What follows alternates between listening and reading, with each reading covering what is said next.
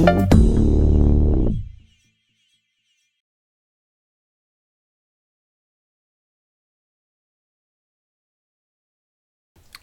snap.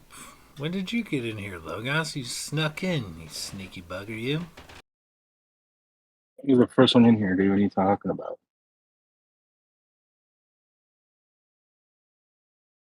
Alright, well,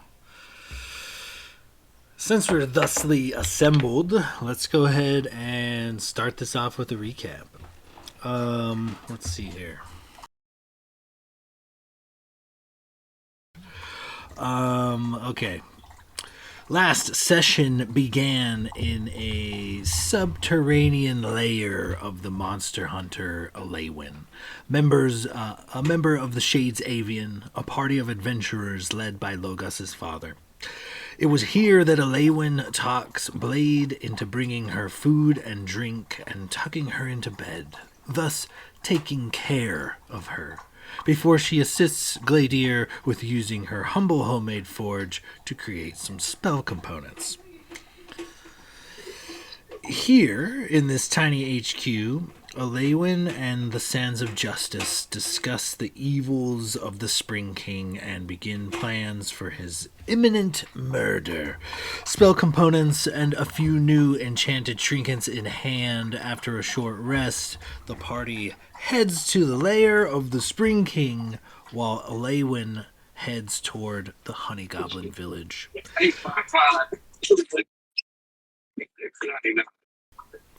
The Spring King lounging. Did you say I'm cutting up? No, I think I accidentally unmuted my mic while my radio turned on. My bad. Okay, no worries. That's like, fuck. Hopefully not, but I'll disconnect, reconnect here in a bit, anyways. Okay, so the Spring King, lounging in his large, heated pool, excitedly greets the returning party. Lured out of his chill zone over to the party, curious to hear the details of their victory, sufficiently persuaded and deceived. Gladier unleashes a spell to contain this greater Fae and nullify his prowess, and it works perfectly. Unable to unleash a torrent of physical attacks due to the restraint of the spell, the party simultaneously immune to the barrage of charm and fear-based magics. Stuart was little more than a sitting duck, and quickly brought a swift end by the Sands of Justice. With the Spring King slain and his dryad servants returning to their Eladrin states, some leave, some stay. Locris turns his attention to Stuart's private quarters, a large gem-encrusted inlaid chest in particular, and that is kind of where we are now.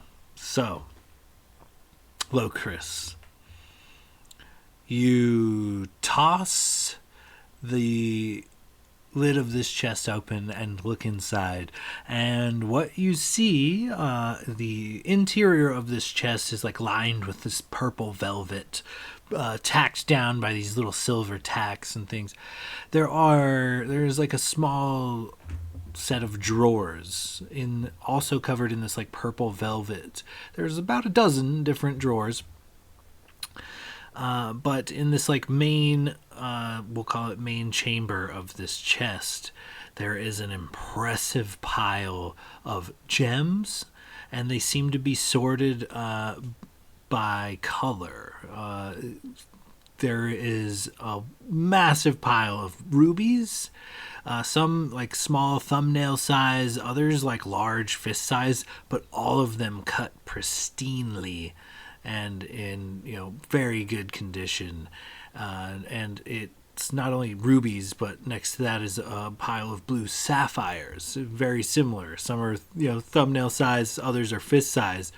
And yet again, similar with some emeralds. So the whole main portion of this chest is just filled with rubies, emeralds, and sapphires of the highest quality.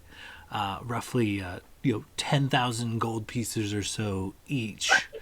So about 30K worth of well cut gems, rubies, emeralds, and sapphires. So as you kind of look in, there are, we'll call it, there's a dozen drawers, but only 7 of them are closed. A lot of them look to have been opened and are empty. I will open each of them unless something bad happens then. Okay, you find yourself in Shadowfell. No, just kidding. Um, so, yeah, you open them one at a time, and the first one you pull out. Get your note takers ready.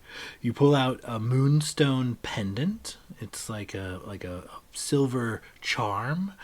It seems to be glowing a bit. There, in the next drawer, there is a charm bracelet. It's just a small silver dainty bracelet with several charms upon it. In the next drawer, you find what looks to be a copper crown. Carved into this beautiful copper crown. It's not only is it masterfully made, but carved into it is like little depictions of art. There's like people congregating in one scene, and a hunter in the next, and yeah, it's very well crafted crown. A bottle of blue glowing dust or dirt, a lantern that has a purple waxy candle within, and it's not just your standard glass lantern. It too is of exceptionally high quality make. It is definitely something made by the Fey people. Moving on down from that, there is a ring. It is a simple gold ring. It has the carving of a leaf on one side and a deer on the other.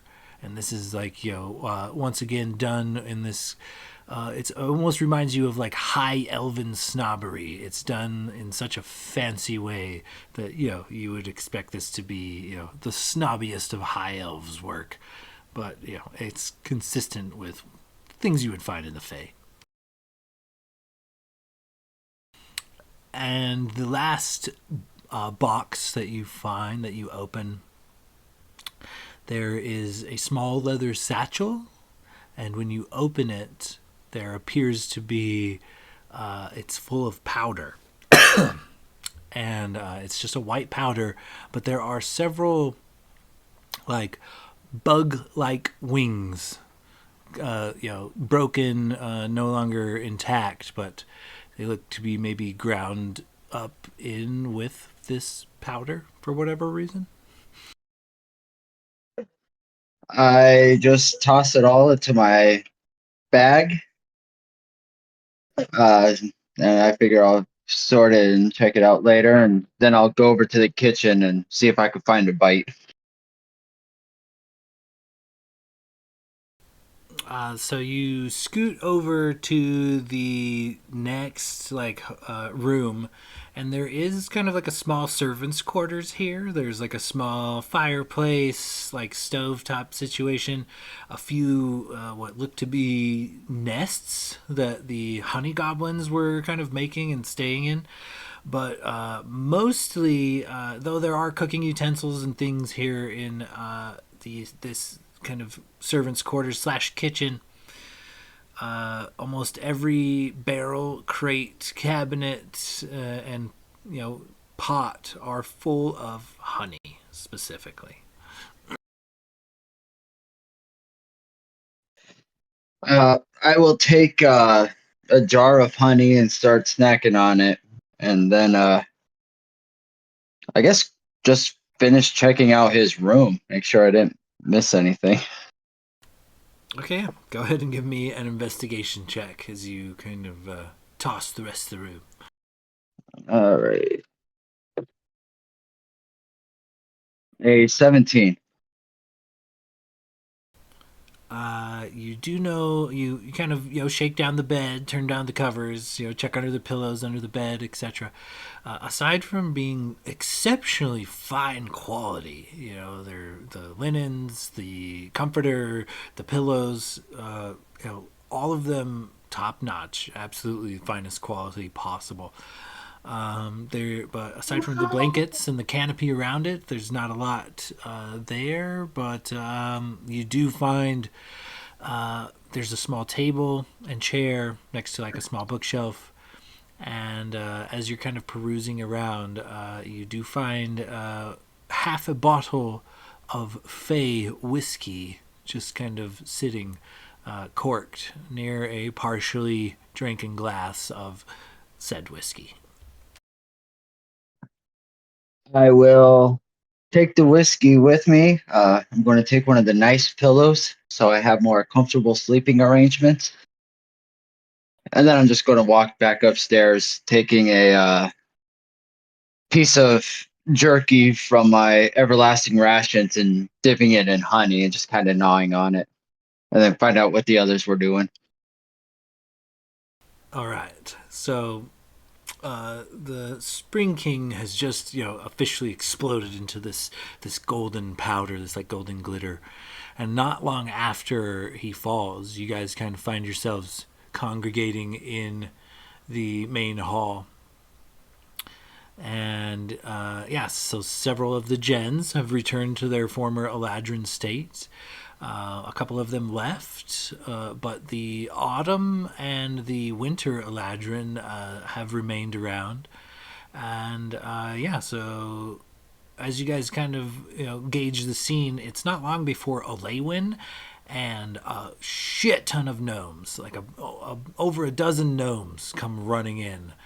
Most of them don't pay you guys attention as they kind of gander around, but they are like wild children essentially. It is not long before they are like happy and giddy and jumping into these pools, and some of them are like one of them throws some like spores up against the wall and mushrooms begin to grow. They just kind of like run and play tag and are like just kind of like crazy hyper young children on full speed. And Alewin kind of jogs in to the cave and she kind of gazes at you guys. Oh, well, I was leading them as far as I could. It started turning back into normal, so I figured you guys were successful. Nice work. She kind of looks around. Where is it? Where is he?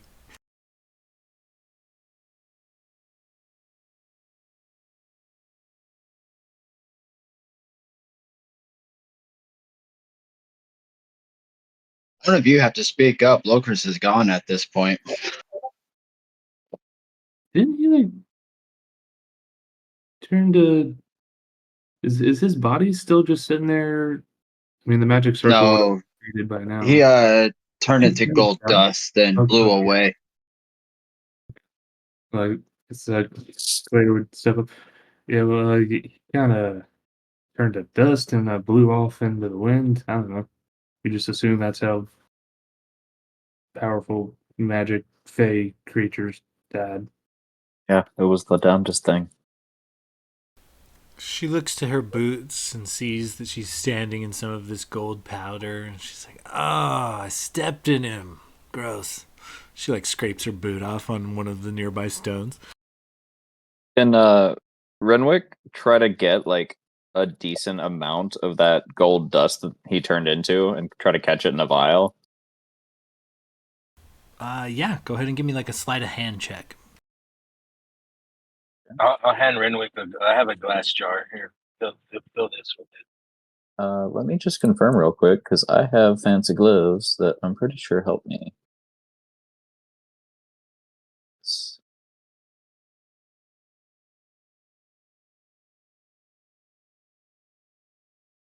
Could I potentially give him the help All right. action and I'll like hold the Right. jar for him as he like tries to scoop some in?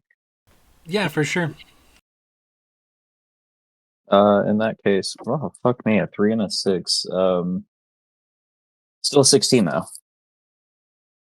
I'll say 16 is definitely enough to fill this jar with, we'll call it greater fey dust.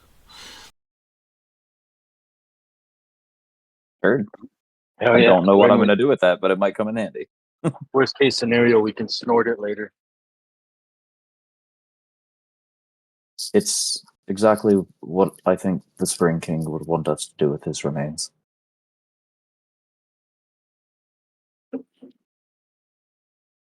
I want to tell you not to, but I'm genuinely curious what would happen.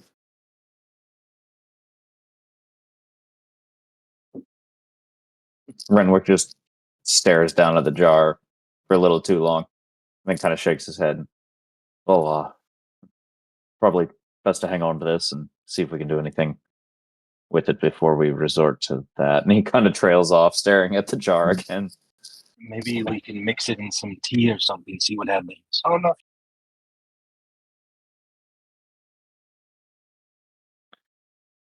We Sean could is pull an MK Ultra and we could just spike somebody's drink with it and then monitor them. Sean, are you like furiously Googling what happens when you inhale Fey ashes? Yeah, somebody from the FBI just called. They were like, "Can you stop making us work overtime? What the fuck are you doing?" Yeah, no, no. So, as you guys kind of ponder, Elewin kind of says,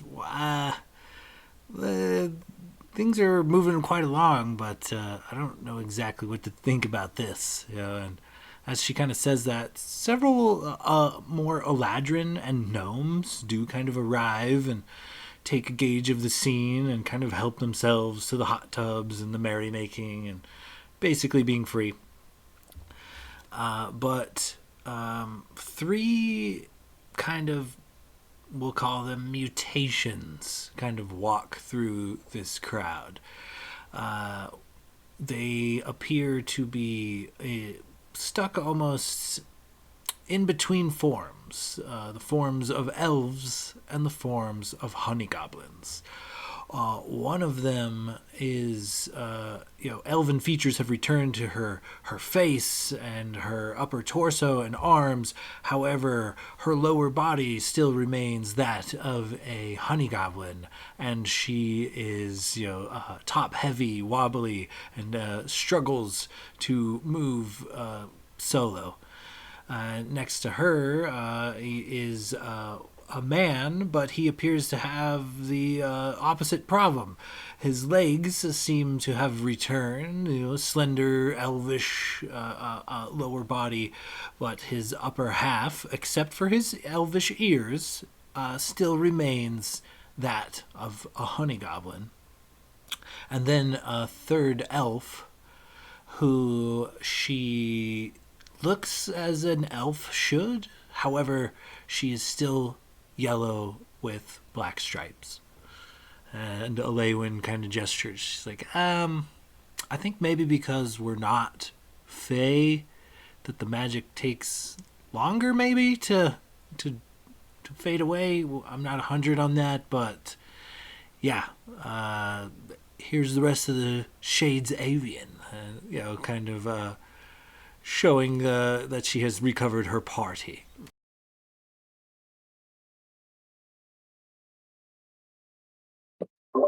Well, yeah, I mean that's not great. I mean, you got little legs and a big head, and you got a little head and big legs. But Oh, Glade Deer, it's not polite. Everybody's different. And he kind of like gestures with his tentacle hand. And you got no tail.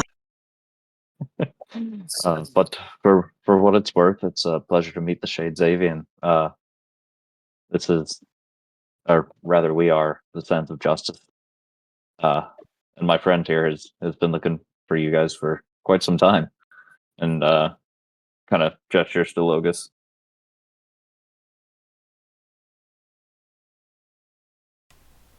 Yeah, Logos, you would recognize these people as, they would have, come and gone in your past. Celessa, an elvish wizard, Elidornis, a druid, an elvish druid, and Elithane, an elvish ranger. And technically, he's like Elithane is your father's cousin, so he's like a distant relative to you, but he is like loosely related to you somehow.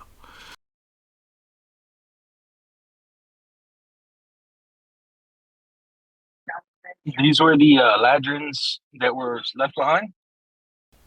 No, these are the remaining members of the Shades Avian.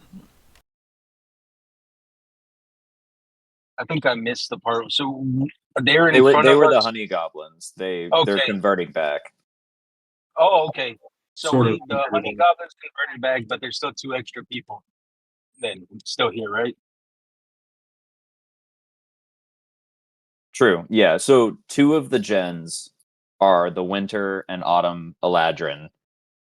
And then the honey goblins are reverting back to their original bodies. That's where the gnomes came from, and now the Shades Avian, but they're like mid transformation. Okay, I get you. I get you. That's where I got some confusion.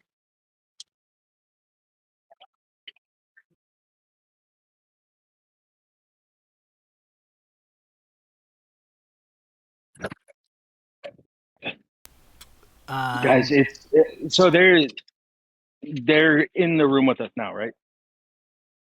Correct. You're kind of in this one large chamber with, there's several hot tubs. One's raised and much larger than all the others.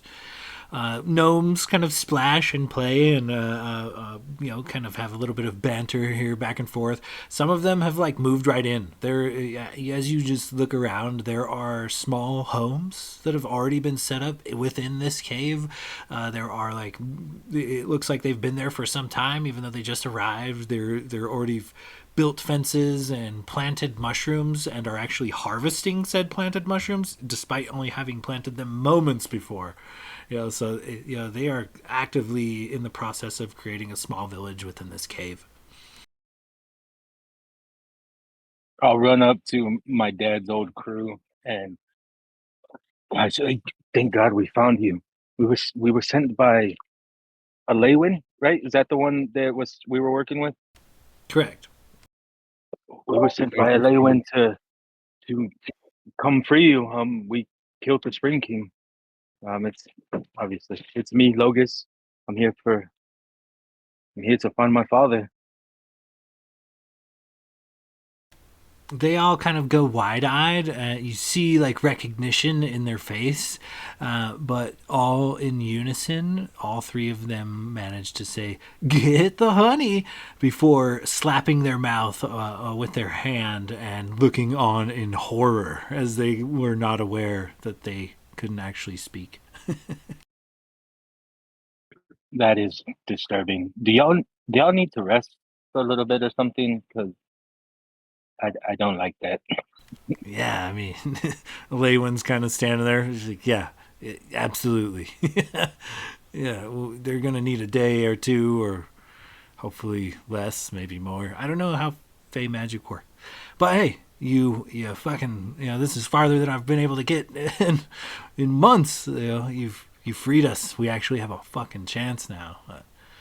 Granted, I'm going to have to stick around here and look out for these imbeciles till they're in fighting shape again, but, what's a couple more days?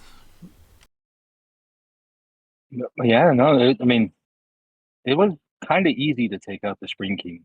I don't know. I don't see why you had so much trouble with him. I mean, to be fair, we have to give credit to Gladier, despite his vision problems. He did something rather impressive that basically incapacitated the king, and well, then we just kind of teed off on him. Thank I you, mean, Grim. in fairness, I'm going to stop you right there. I mean, he was doing all these weird, awkward movements, and we had to distract this Wing King from him. That is fair. You I say didn't that- say we didn't help him, I but mean, he was twitching and doing weird prayer movements. we sold It it sounds pretty like you well, said though. the Swing King. I did say Swing King. The Spring I King. thought I was tripping. No, I said I was like, fuck. Hopefully nobody caught that.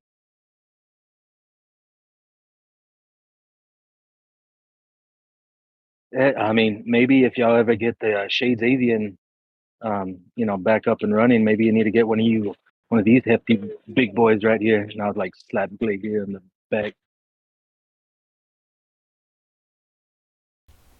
This starts a conversation that, the tones and inflections seem to go up and down, but all of these three manage to say back and forth to each other is "get the honey," and it's it's quite tiresome after some time.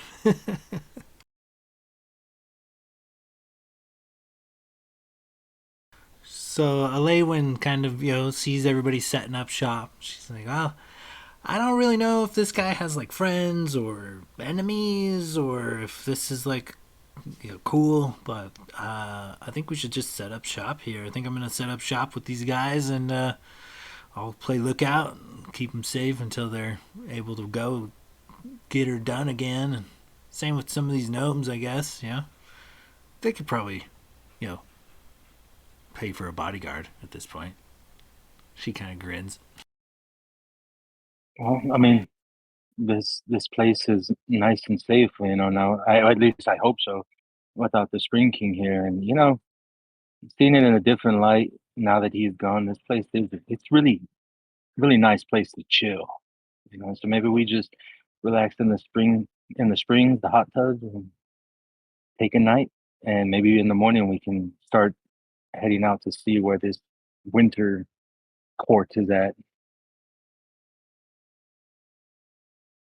Oh, dude, the winter court. Huge pain in the ass to get there. Like, yeah, I've been to the winter court. I mean, I kind of know the way. If you want, I mean, you're weeks out, dude. Like, it took us weeks to get there. Well, maybe we can find a shorter way. And Logus will kind of glance up at that winter Eladrin that's kind of meandering about. Maybe it's worth having a conversation with this one, see what she knows. I mean, yeah, dude. Tell me how it goes. I'm gonna rally the troops, maybe set up a perimeter, see what I'm working with here, and yeah, I'm gonna get back to you guys. And she kind of starts kind of directing traffic and doing exactly that, kind of making sure she can fortify the area and taking notes of defensive measures and things like that. She goes about kind of setting up a bit of a HQ.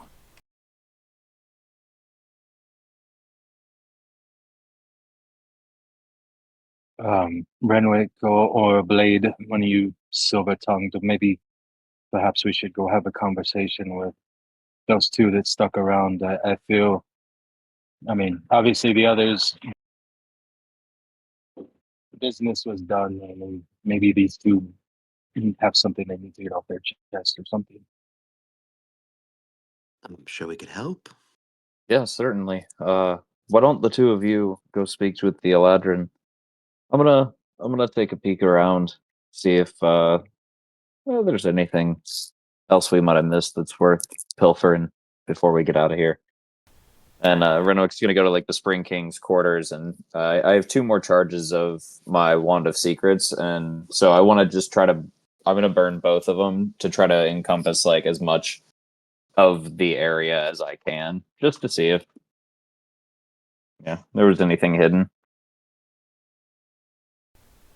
Okay, give me a second. Let me roll this out. The first charge goes off at nothing. You kind of step off to the side. He's got like a bed and a table and chair, a small bookcase. You pass Locris coming out as you kind of go in. There is a bejeweled treasure chest. It's large, covered in gold, very elaborate, very very top-notch vessel for your gear, and it's left open, and several drawers inside have been pulled open and look to be empty. But aside from that, you kind of step over towards this like chair, and you set this wand of secrets off, and it spins and spins and points you at the direction of the bookshelf, to a particular book. Just says chill on the spine.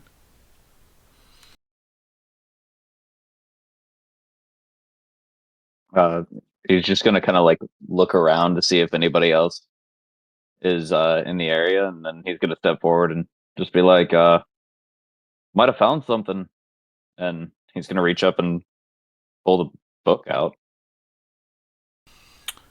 Pulling the book out actually causes a loud click, and as you let go of the book, it is drawn back into the shelf and it swivels. The backside of this bookshelf, now revealed to you, is actually a full bar. There are several bottles of liquor, there are several bottles of wine, several bottles of like champagne, all the highest quality, all have various fey markings on them. There's like flutes for champagne, there's shot glasses, there's cocktail glasses. It's like a whole bartender's kit and then some. And there's even a small selection of various pipes and smoking tobaccos.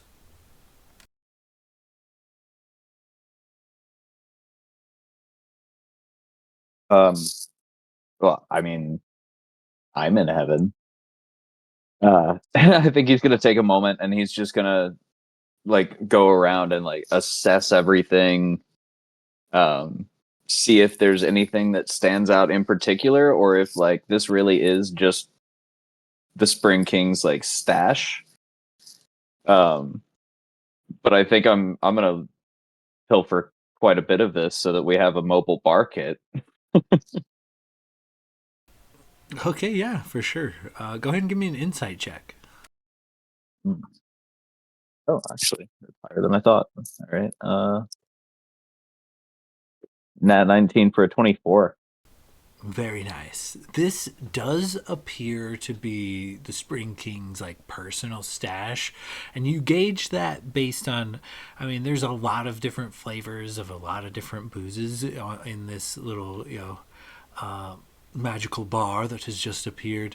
But one common running theme is honey flavored. There is honey flavored fucking everything. Honey flavored wine, honey flavored bourbon, honey flavored vodka, honey flavored tequila, honey flavored moonshine, honey flavored ale, honey like just there is so like every other flavor is honey something flavored for sure.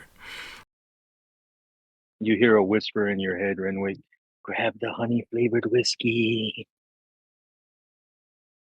I imagine if like I called out and you guys walk back in the room since the wall spun around, it's that Scooby Doo moment where you guys walk in, all of a sudden I'm just gone. Well, I could have sworn I saw Renwick walk in here. I guess he must be elsewhere. All right, Blake, let's go talk to those ladies. Yeah, that sounds good. So Sean, since I have a bag of holding, how much can I load up here just so I can keep track? Because I'm sure some of this stuff will come in handy for bartering and also belligerency. I mean, is your bag of holding like relatively full or relatively empty, would you say? I would say like I would guess probably like 2/3 full. Off the top of my head, I can sit here and add it up. It's going to take a while though. Oh, don't worry about it. I think 2/3 full. You would be able to just. I think you could get it all. You could take every last bit of everything on this sucker if you wanted. All right. So we're gonna go with. Let me fucking grab a die real quick. You find 7 bottles of Fey wine, 3 of which are honey flavored. You find 3 bottles of Fey whiskey. 2 of them are honey flavored. You find 8 bottles of Fey vodka. and yeah, it's about half and half. So four of them are honey flavored. You find 4 bottles of champagne, this like fey champagne. Half of them are honey flavored as well. And we'll say a small, like kind of like a pony keg of honey mead, and a single large bottle of honeyed moonshine. On top of that, there are 3 separate smoking pipes. One seems to be made of wood, another of bone, and the third of gold. And there are, we'll call it roughly a dozen pouches of flavored tobacco here as well.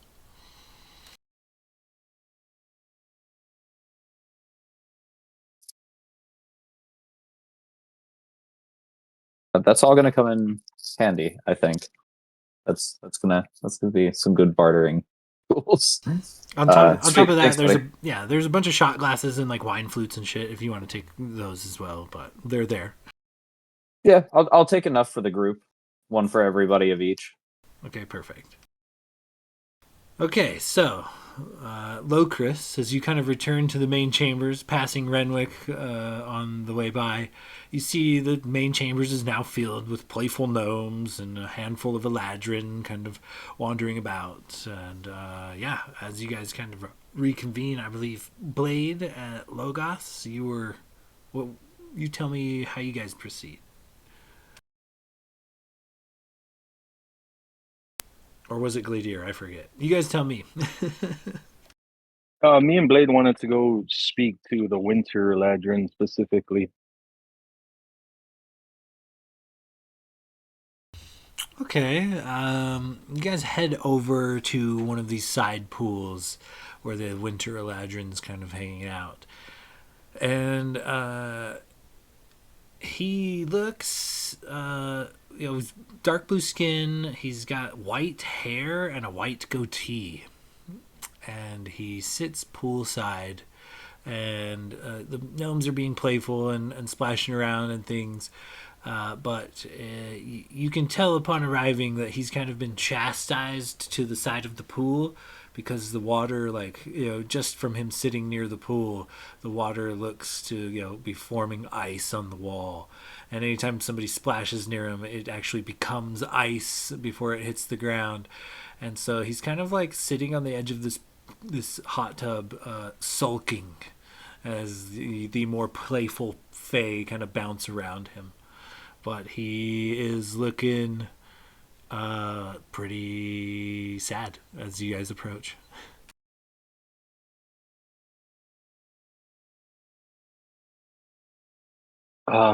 My friend, what seems to be troubling you? I've noticed that the others kind of, had other places to be.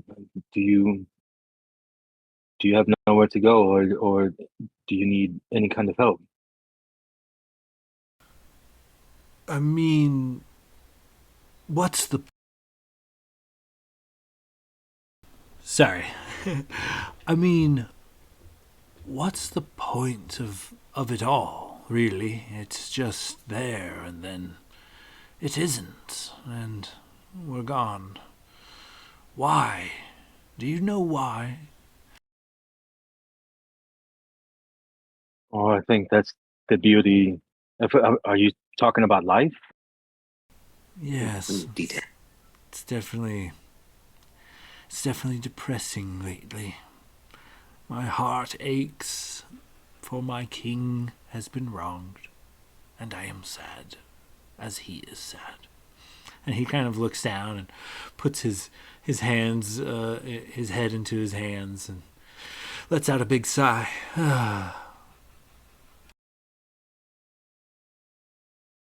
Well, what happened to your king, if you don't mind us asking? Well, The details, I'm not sure. Rumors on the wind could say this or that. But his heart is broken. And we can all feel it.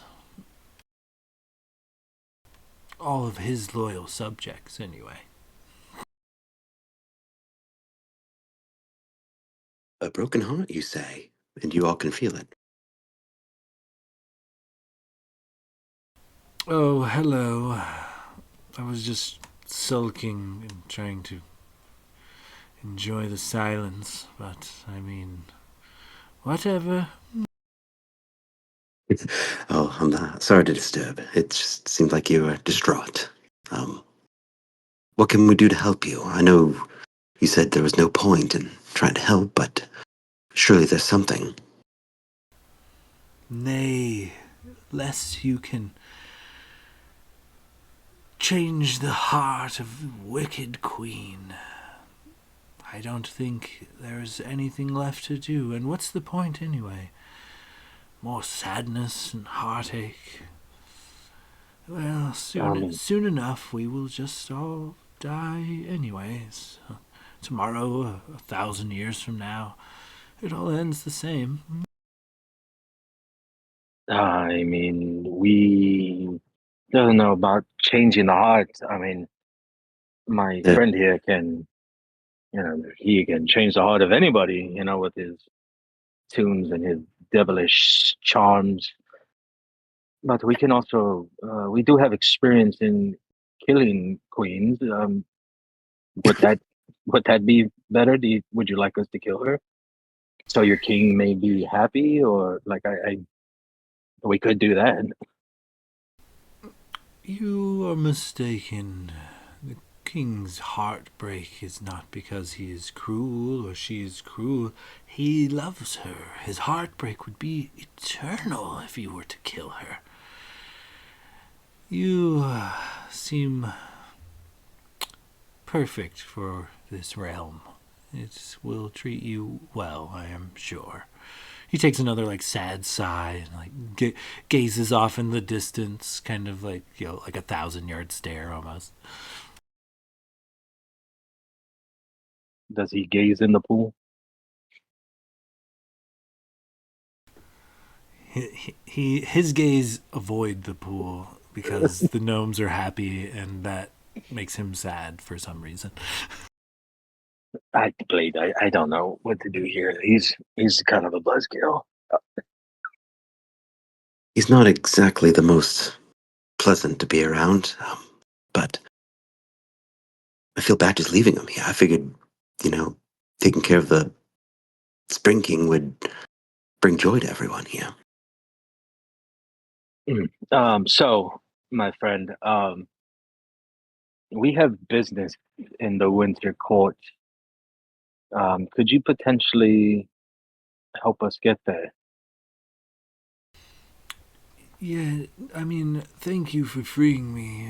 Even though I am depressed, it is infinitely better than being a depressed slave.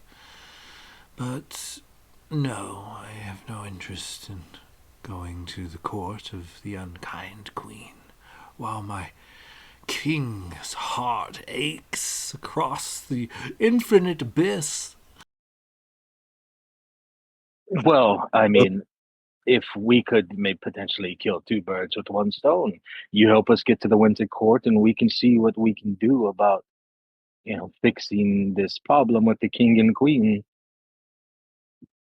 What did the Queen do to break his heart?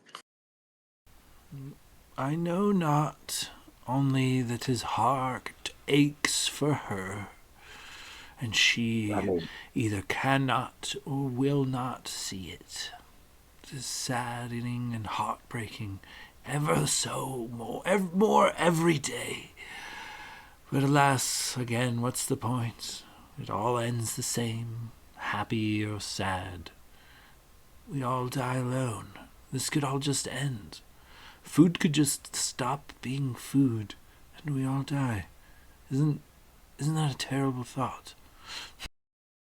Kind of no. like, no, I mean, I think Logus kind of touched base on it earlier. It's kind of a beauty in that in the great grand scheme of everything, that we're just a blink and our lives will pass and there'll be no memory, but they're ours and precious to us. And I think that's the beauty. I think the beauty is also in that we know that life is finite. If we had all the time in the world, we wouldn't appreciate the things that we do. But since we know that this is going to end one day, we cherish and love harder and love deeper Spread our seed. and spread our seed and far and wide and make love to whoever we can because we know that one day we will die and we have to cherish life while we can. Living here and living and sulking and just waiting for death is no way to live. No wonder you're so upset. You have to enjoy it for what it is. Life is beautiful. Like I have the four best friends in the world, my traveling team, and I kind of put my arm around Blade. We have fought by each other's side. We have almost died by each other's side.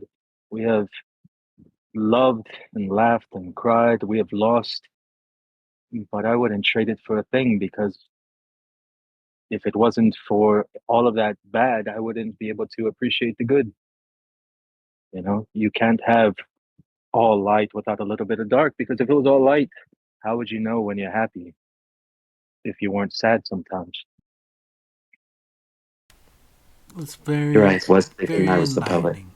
I'm surprised that the depth of beings not from the Fae, but they say mortals are passionate.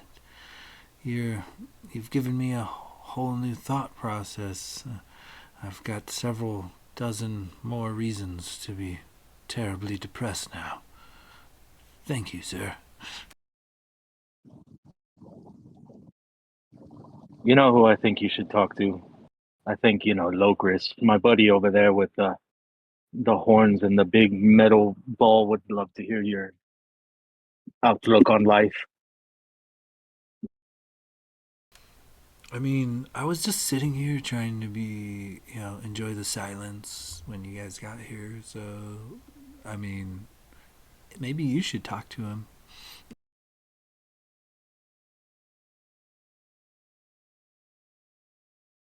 Well, on that note,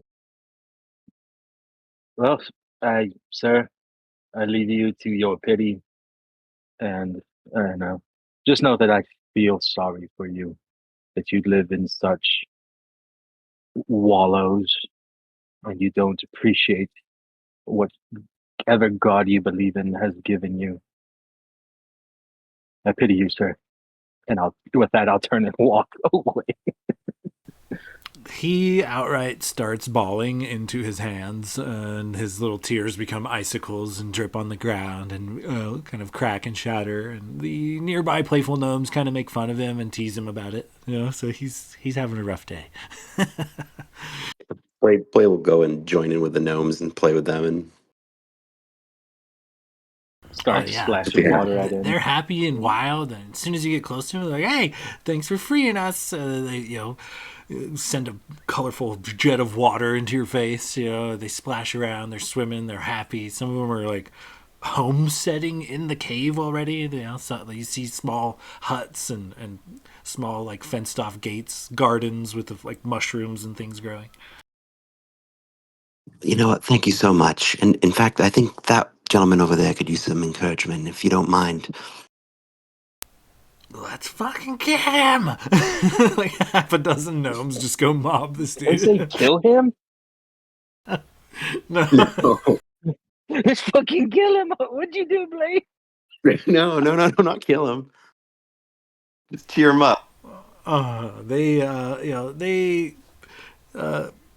definitely go pick on this Saddleladrin. They, between splashes and little shoots of water and various little poofs of cantrip-like magics to kind of fuck with him, this Winter Eladrin is thoroughly tormented into an even deeper, darker depression than before.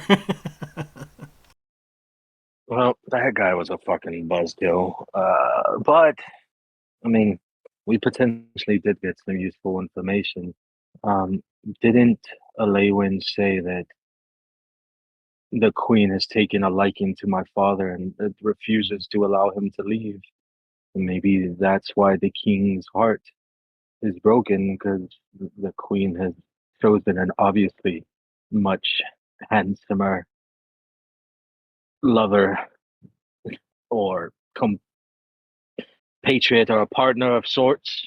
Maybe that's why the king's heart is breaking. I hope he's not a lover. Actually, that would fucking. I'm gonna tell my mom. I mean, it makes sense. Lewin kind of ponders. She says, "Well, I mean, it kind of adds up. I mean, she did agree to help us. She was pretty short with us as the Shades Avian. She kind of gestures to her half goblin, half honey goblin crew. She was short with us, but real gentle and happy to see your dad. So we kind of made him like our go-between. Like, we would never really talk to her. It was just always through Lagos, you know. So we did that for a while. And, like I said, eventually she kind of just found a way to separate us. She wouldn't let us into her tower up to his quarters anymore. And when we demanded to see him, she fucking threw us all to the wind. We, landed at different points in the Feywild and got back up here before old Spring King douched half of us into honey goblins, under the guise of helping us also. Fae kind of suck. We were promised help twice and just got kidnapped and cursed both times. It's kind of fucked. Well, the first thing I did was promise to pluck a flower, and when I didn't, I got turned into a flower, and then my partner here had to pluck me. Yeah, that was literally the minute we stepped foot into the Feywild. Oh yeah, man, this place is weird.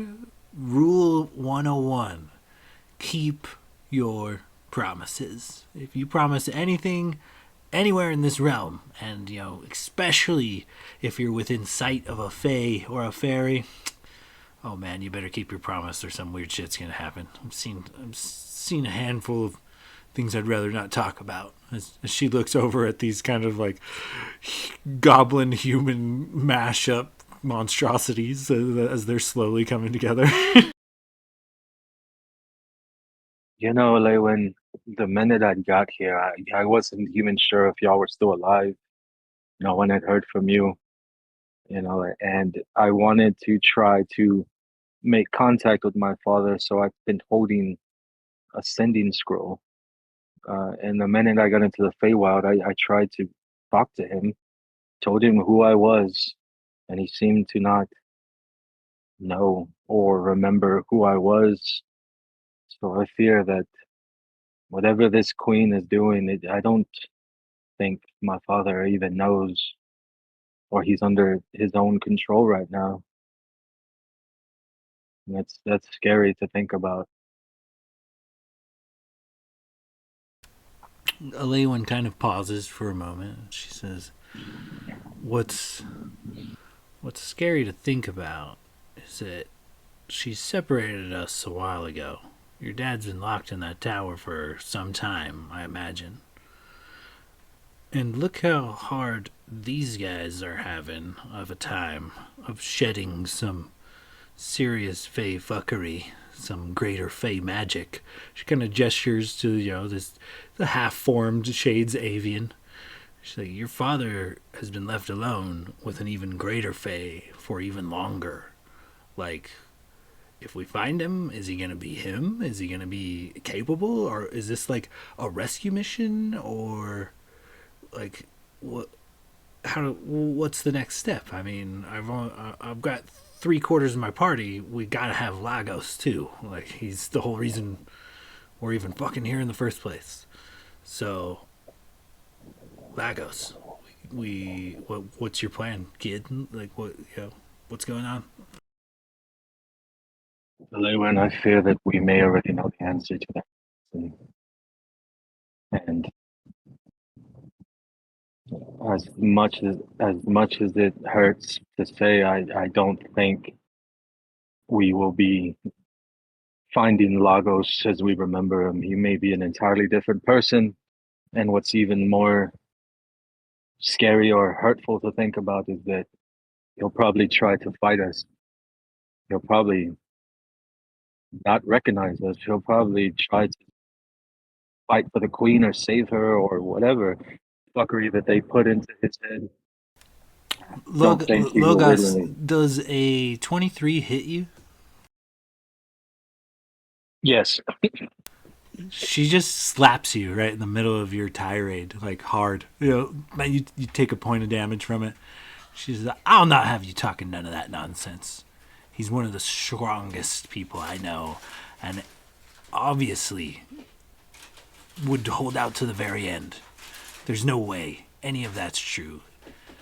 He's there, and if he's not himself now, he will be later. I don't want to hear none of that shit. She glares at you and points her finger awful close to your face. Logos has the little bit of blood on his lip. And that is why I'm talking to you about it. You and I both know that Lagos was the strongest of us all. I'm half the man he was. And if I am right, we are gonna I don't even know. I don't even know what we would do to try to capture him, or even if it's possible to capture him. You know how fast and how strong he is. It's terrifying to think about. He I know I may be looking at it through a kid's eyes, but my father was always almost supernatural to me. I mean, he was like a shadow. He was like nothing. Like you before you even know he was there, you're already dead. He could hit you before you even knew. It's impossible to think of how we could potentially capture him without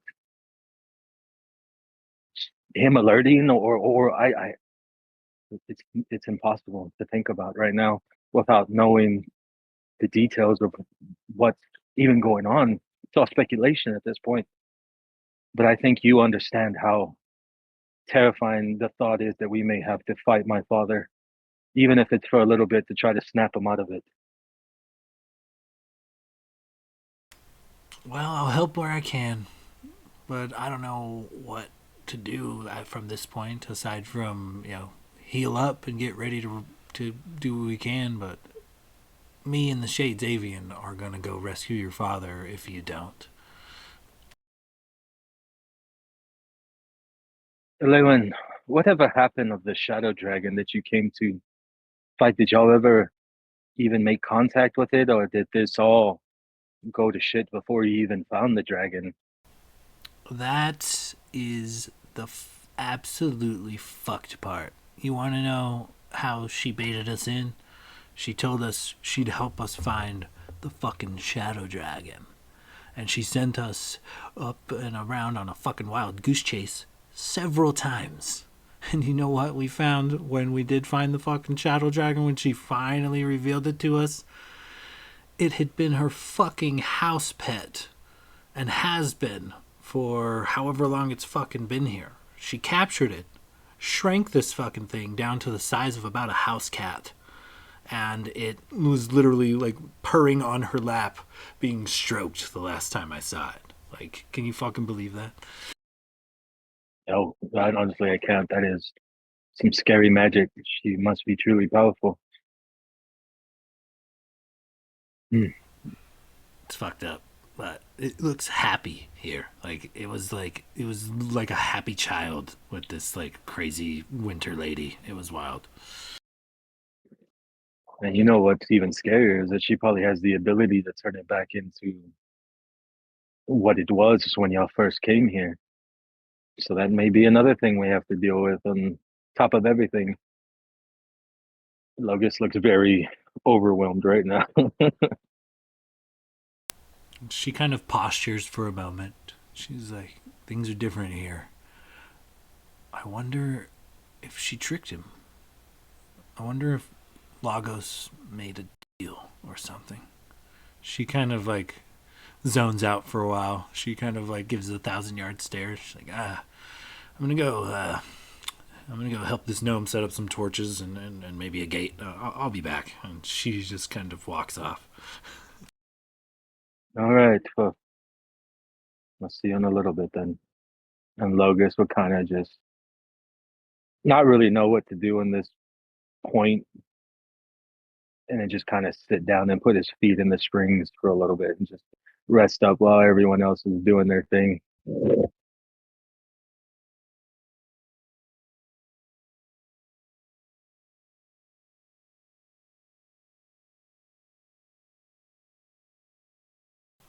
Okay, yeah. As you kind of gather a bit of info, yeah, tell me how you guys proceed. It looks like a small village of gnomes, and about half a dozen Eladrin have come into the cave and kind of made themselves at home. But kind of tell me how you guys proceed at this point. There's a little bit of coming and going, some happy gnomes splishing and splashing in the tubs, the occasional Eladrin wandering by, but yeah, for the most part, you guys tell me how to proceed here. What sounds to me like the move is to rest up and address our loot, see, I guess, what our course of action is in terms of getting to the Winter Court, but that seems to be the next logical step. Unless anybody else can think of anything. I mean, we know that there's a winter court and a summer court. We know the winter court is unkind. I mean, maybe the summer court could help in some way that maybe I don't see yet. I mean, I think they're known for being a little nicer. Maybe have some gear or information or something before we head in blindly to the winter court.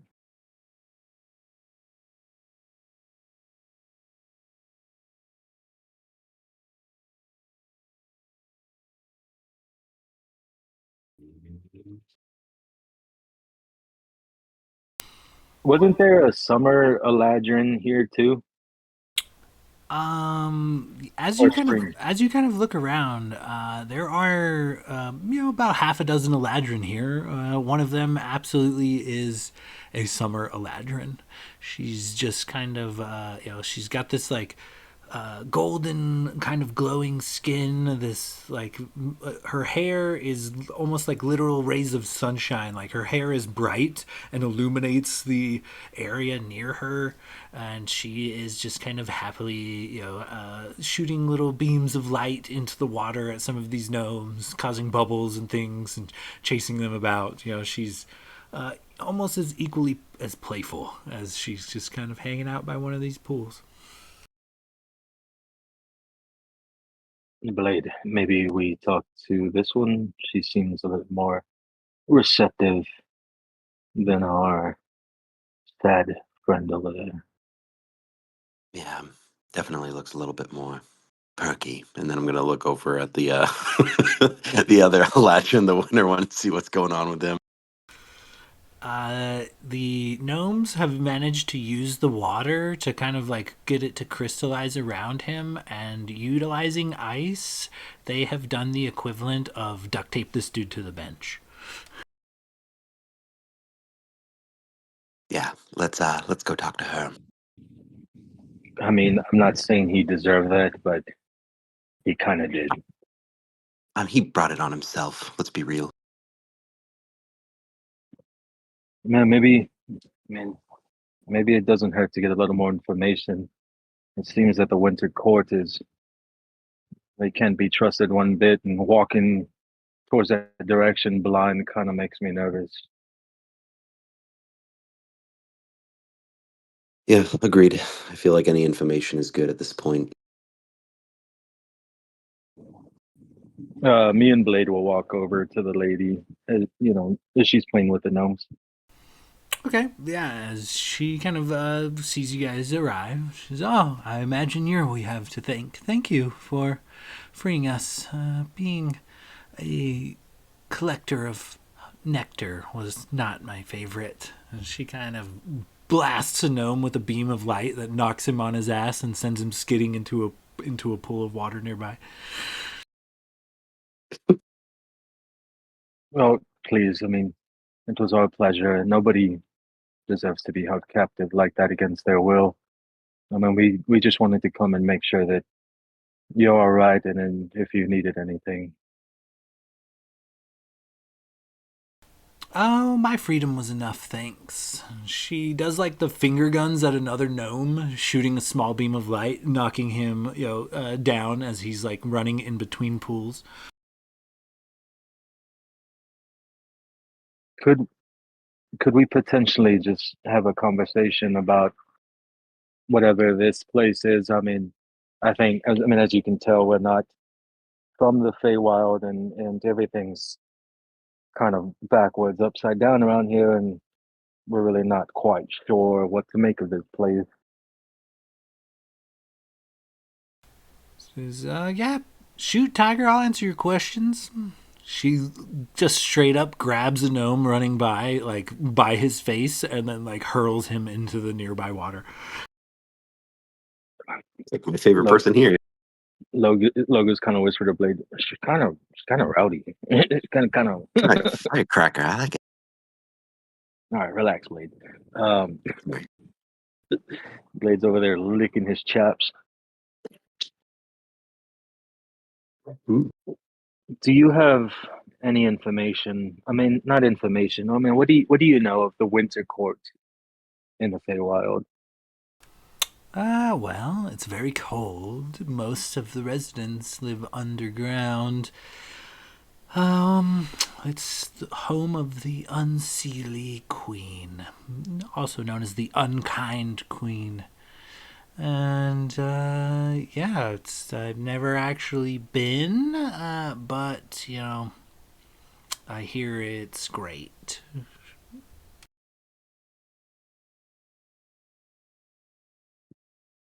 What have you heard any rumors of the Queen and what may have happened between her and the King?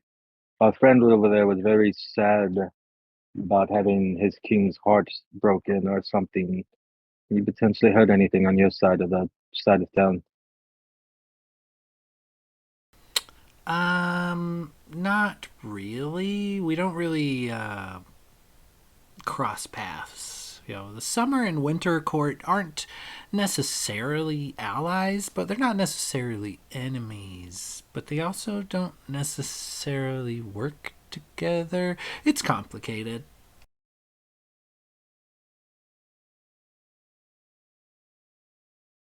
Do you plan on returning home after you've rested? Oh no, I don't think so. I think I might join up with these free fairies. They're, well, free. Even the Spring King was technically a free fairy, even though he had a bunch of servants bound to him magically. But yeah, no more crowns, no more courts. We're free, unbound by the rules that normally set the Seelie and Unseelie.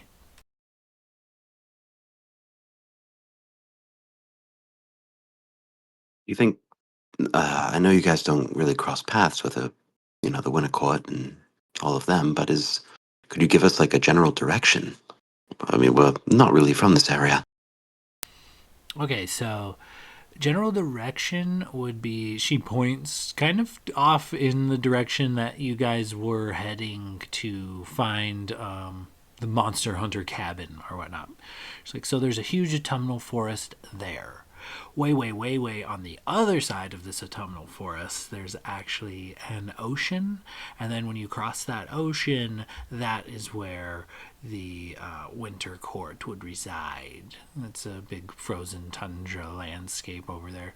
However, if I was you and I wanted to get to the winter court, that would take weeks. The autumn court is in the autumnal forest, and there are ways from the autumn court straight to the winter court. So if I was trying to get to the winter court, I would probably head to the autumn court because it's a short jaunt away. She kind of gestures to the autumnal forest in which you guys barely tiptoe ventured in to find this log cabin that turned out to be like Alaywin's secret HQ. Oh, that is a huge help. Thank you. Thank you. That Totally. is exactly, the kind of information we've been looking for, unlike that guy over there. It was just a damper on this whole party. The freeing and stuff, I don't know. I appreciate you very much. Thank you. She kind of bows and smiles. She's, no problem. And then she grabs two gnomes running by and gives them like a double suplex into the pool. Like, Blade, this is whispering. I'll be like, Blade, she, maybe you should try wrestling with her if you're interested. She seems to be very, with the physical stuff. Yeah, she's quite feisty, and I like that. Logus would like give him a slap on the ass. Go ahead. I'll wingman you if you need to. I know you don't need it, but we got time to kill. I'm sorry. I'm going to turn back to her and just be like, you really have a lot of fun just kind of throwing these little ones about. she's like, yeah, they ask for it, and you do see the gnomes are kind of, shooting beams of water at her. Several of them will try to sneak up on her at once, it's definitely a playful back and forth. Well, it's wonderful to see, and that curmudgeon over there could use some more of that. Yeah. Maybe you should shoot a ray of light at him. Nah, it would just make him more sad. Like, I don't understand some of the bound Fae. He's swore an oath to some royalty, and he's somehow connected to them in that way. So now he's a huge bummer. Maybe all he's missing is something more important than his oath. Maybe a friendship or someone to care about him for once. Well, you must be new to the Fae, because an oath is kind of like a promise, and what you don't do here is break promises. As she just says that, like several gnomes that are being playful around her all kind of gasp, and they look at you, and they all kind of point, like, you broke a promise? He broke a promise. Did you hear that he broke a promise?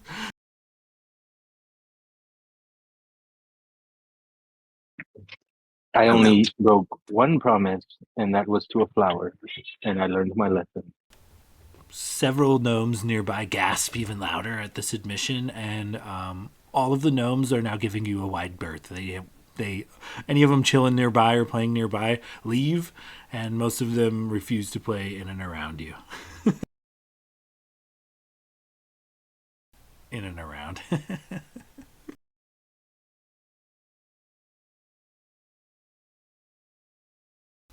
Weird. Well, anywho, she kind of like side eyes Logos.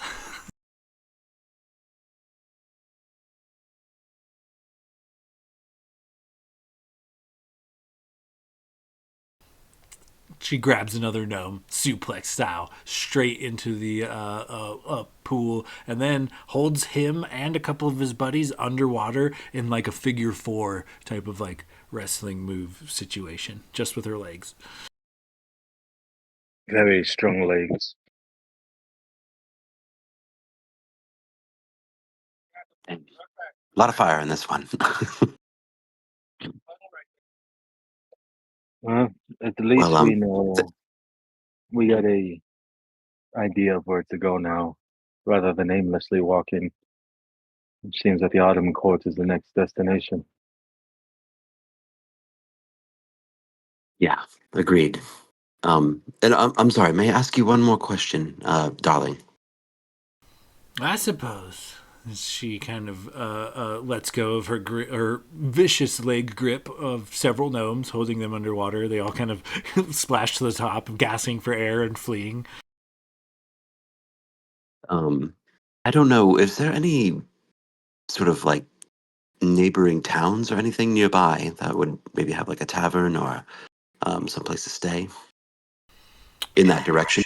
Yeah, the Autumn Court. So it's not like the material plane. The Autumn Court is where the Autumn Court is, but it's also not. Hard to explain. Basically, there is an ancient autumnal forest over there, right? And the way you get to the Autumn Court, everybody knows. You march through the forest with the intention of finding the Autumn Court. And the Autumn Court is kind of like a smaller village or town. It's not a grand city like the Winter Court or Summer Court. It doesn't have the armies, the manpower, so it is hidden a little differently. It takes 3 days' travel from any point in this ancient autumnal forest in any direction to make your way into the Autumn Court. At the end of each day, after, I guess, enough wishing, wanting, and walking, the autumnal forest will present you with a trial, and you must pass 3 trials in order to gain access to the Autumn Court. It's quite a magical place. I've been there several times. They have excellent spiced pumpkin lattes.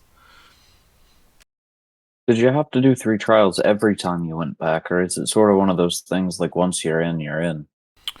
Once the magics of the Autumn Court have kind of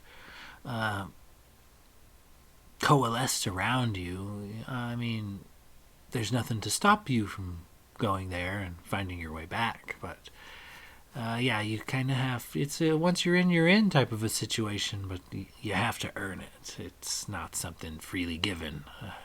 It is said that the grounds and the powers of nature around the Autumn Court itself kind of decide whether or not you are worthy to enter.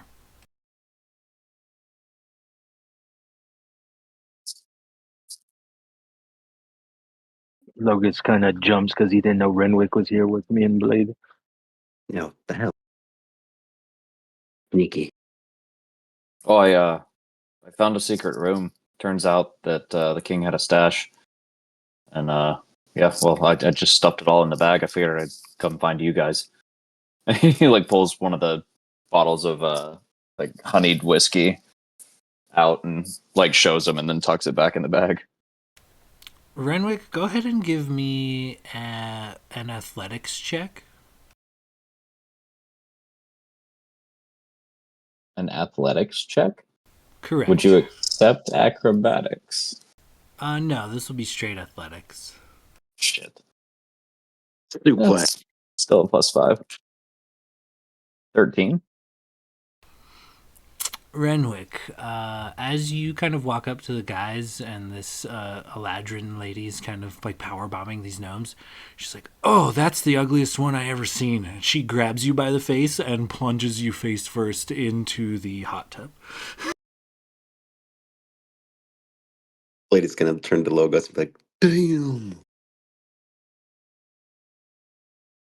Renwick just accepts his fate, but secretly he wishes that he had gotten the thigh leg lock instead of the hand. She only holds you under for a second, but then eventually lets you go. Why did she do that? She just tried to drown Renwick for no reason. She thought you Just were one like of a the gnome.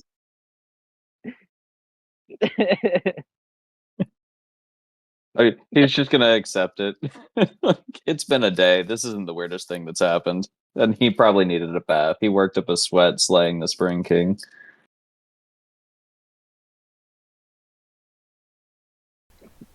Yeah, so as you guys are kind of chilling around this pool, this fiery kind of summer ladrin, she's pretty tall. She's like pushing 7 feet in height. Is taking on, roughly a dozen gnomes in various water acrobatics and play fighting and whatnot. So kind of tell me how you guys want to proceed. I'd imagine at this point, Logus is full on in the spring, drinking some of that honey whiskey that Renwick had, and whoever else wanted to join him in there. We could discuss shop, but Logus is just bathing in the hot tub right now, in the Spring King's hot tub specifically. Yeah, Renwick's gonna join you, and yeah, I'll take one of the honeyed whiskey bottles out and explain like I have a pretty good stash now, but that I intend to save a lot of it for when we get back outside of the Fey realm, because I feel like a lot of this stuff will go for a good price. But in the Fey realm, it's probably a little bit more common. Renwick, So we have a lot of money. Why don't we enjoy things instead of trying to sell them all the time? well, you've taken on a whole new light. I think you Where's just need the to young chill. entrepreneur I once set out with? The man Well, you who's know, turned man. his skills into profit, albeit sex toys, but profit nonetheless. You know, man, just seeing a new light and things, I think we just need to chill a little more, man. Well, I'm down to chill for a moment, but at the end of the day, I'd like to retire before my bones get brittle and my hair gets gray. Let me see your coin purse, Renwick. How much money do you have now? Well, Do you it's not on me, and honestly he need stands more? up and he's nude because he's in the spa. Oh, did you hide it in a bush or something? Is that a euphemism? Does Renwick have a bush? First of all, perception check. When You he's don't need a shirtless. perception check. He stood up willingly. It's He's groomed. It's a lightning bolt for some reason. No. Yeah, A exactly. landing strip. I think like he's got it groomed to look like tentacles. I was gonna say like a squid or something. his pubes are in the shape of a kraken, dude. Or an anchor. An anchor. That's hot, dude. That's what it is. He's shaven, but he's got a tattoo of an anchor right there. I'm just saying, Renwick. I mean, our adventures, we're still young. I think we have plenty of opportunity to make a lot of money than peddling liquor. That Well, we it's could also enjoy not so much ourselves. for profit. It's also for, barter. I'm sure that having a bunch of special, like high class like I guess face spirits, probably fetches quite a bit of bartering power back in our plane. So when we get back, I think it's worth hanging on to some of them. That being said, we've got quite a bit of it. So he like pops the cork, takes a swig, passes it around. It is fuckball strong. It's probably one of the best flavored whiskeys you've ever had, but it is super strong. Any more than a single sip will result in Constitution saving throws. All right, to the sands of justice. Who's here right now? Who's taking a shot? I'll take a shot. Blades, I can imagine Blades like at the side of the pool, but he's kind of playing his lute, allowed to kind of encourage the play with all the gnomes and all that. Can I summon a tentacle behind Blade and push him into the pool? Yeah, give me some opposed athletics checks. Would you accept the to hit for my tentacle? Sure, why not? It's just slightly higher, and I want a good chance to make this happen. 23. To hit? Yeah. Shit, can I fucking use cutting words on it? Of course you can. I use counterspell as cutting words. I counterspell you. Logers, get in here. Counterspell. I guess silence. Fuck, I go in the water. Well, I was going to say, cutting words is a reaction. You can't counterspell while doing cutting words. Exactly. See, dude, try to pass one on Locris. Dude, you're crazy. I know. I tried though. I'm Trick. This is the Fey realm.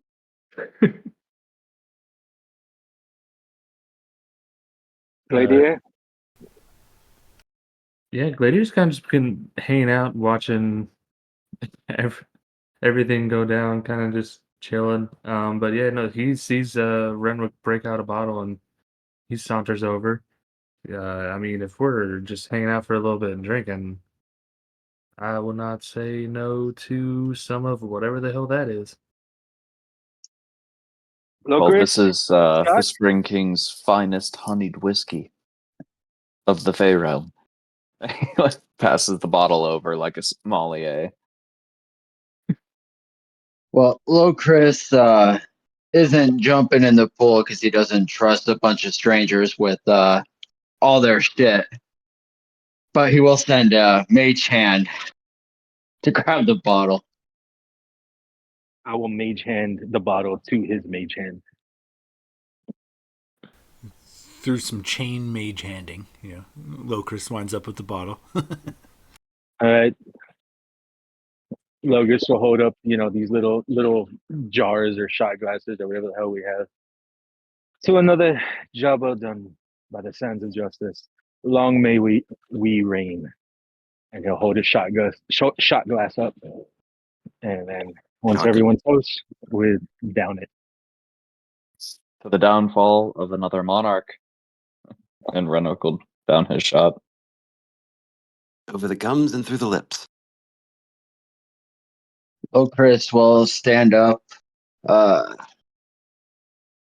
me see. I think prestidigitation opens my voice. No, that's thermotouching. He'll just loudly yell out, "Here's to you, here's to me, the best of friends we'll ever be. If ever we should disagree, fuck you, here's to me." And take a big swig. Several gnomes cheer as you gave it. They clap. Glader took his shot before anyone said anything because he didn't realize that people were going to be making toasts. He's just holding up an empty cup. He's so I use my awkward. mage hand to top him off. Yeah. Hey, with my passive, no, Gladiator, you can't take a shot. Give Locris, pour him a little more, pour him another one. We have to do this properly. Yeah, Gladiator, if you're going to take a second shot, I'm going to need a con save. That whiskey is fuckball strong. Probably the most crisp, delicious honeyed whiskey you guys have ever drank, but it's also pushing 100 proof easy. That's if I see Gladiator fighting for his life over there. Locris will take a second shot with him. Oh, there we go. Oh, wait, Locris will too. All right, con saves, all three of you. A 16. That's a pass. You keep it down. That's a nat one. Oh no. Oh no. I even have a +7 to my save. Or no, it's now a +8 to my save. But that ain't going to help. So, Chris, go ahead and roll me a d4.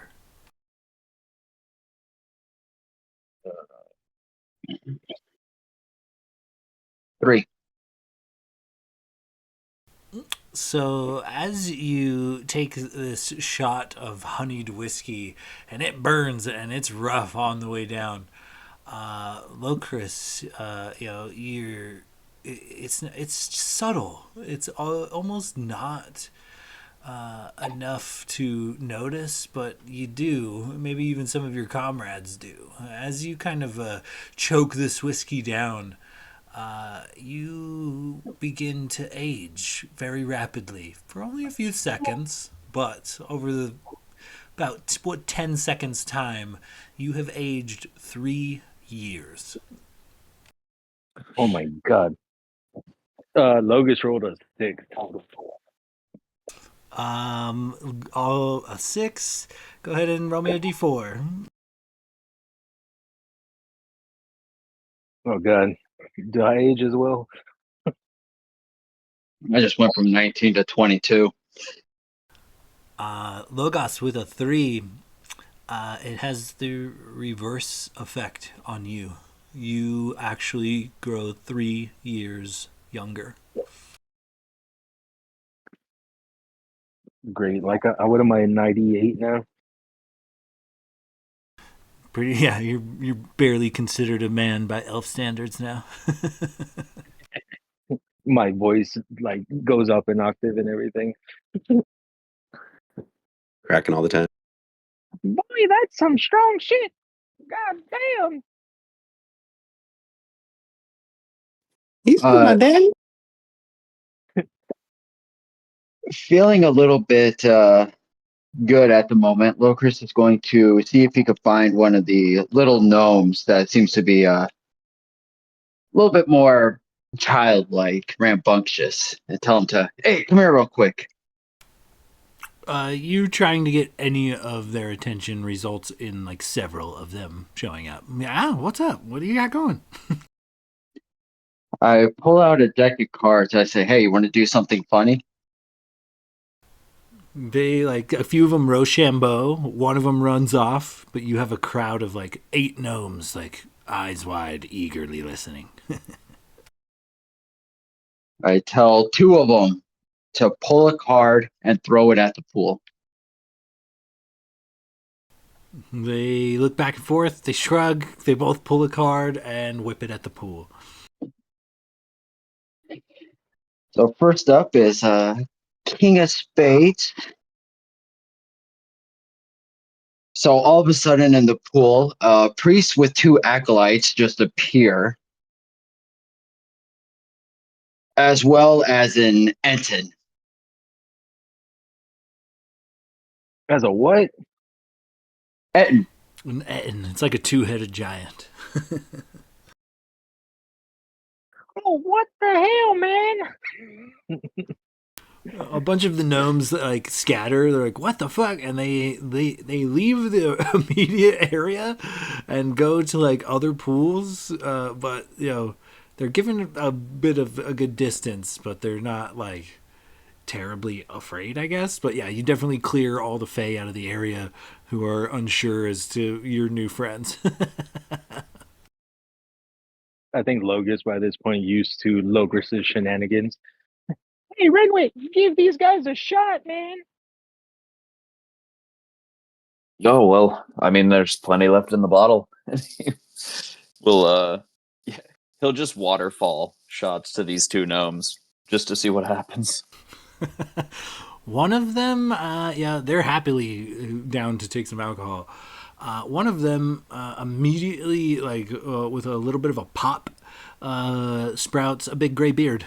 And the other one immediately, and with a very cherubic laugh, reverts to an infantile gnome. Giggles, rolls about, is now like drowning in its own fucking clothing, just kind of like definitely a toddler. Man, that whiskey is dangerous.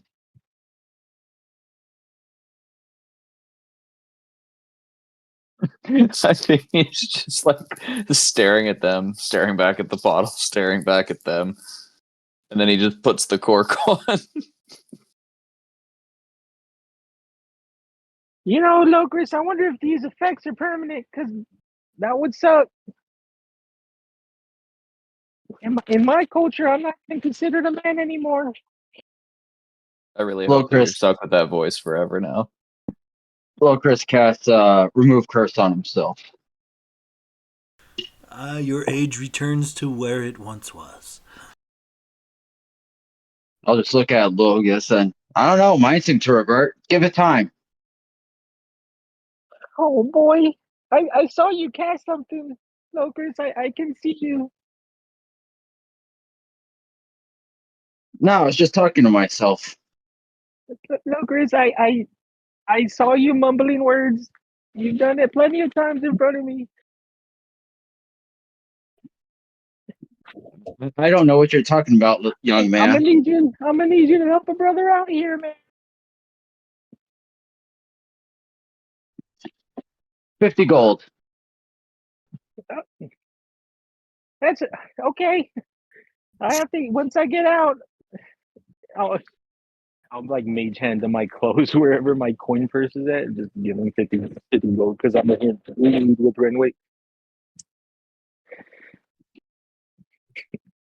All right, give me a half hour to replenish my spell slot, even though I have 2 others.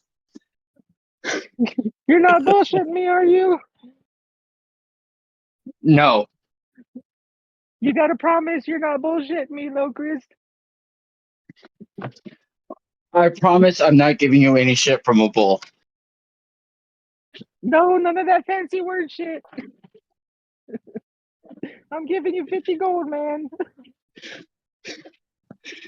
After making sweat for a while, I'll cast remove curse on him as well.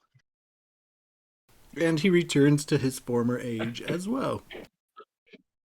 Man, that shit was weird, man. God damn. That's some good shit.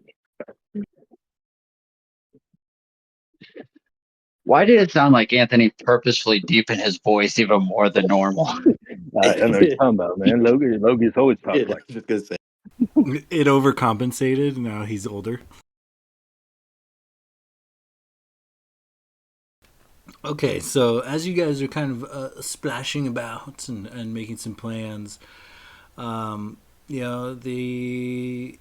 gnomish community that has kind of erupted around you all, it looks like they are getting settled down. A lot of them are heading into these like makeshift hovels. Some of the Eladrin kind of, with a wave of their hand, either make like a hammock or like a small tent, kind of just sprout from nothing, from various like ferns and vines and things. But a lot of these guys, despite it still being like an eternal morning outside, a lot of these guys begin to settle down and settle in for the evening. So as these guys kind of settle down, you guys are chilling in the chill zone. Tell me how you kind of proceed from here. during that time in the spring, Logus would have divulged information that me and Blade learned. I mean, so without any other ideas, I think that perhaps going to the Autumn Court would be our best move next, unless there's any objections.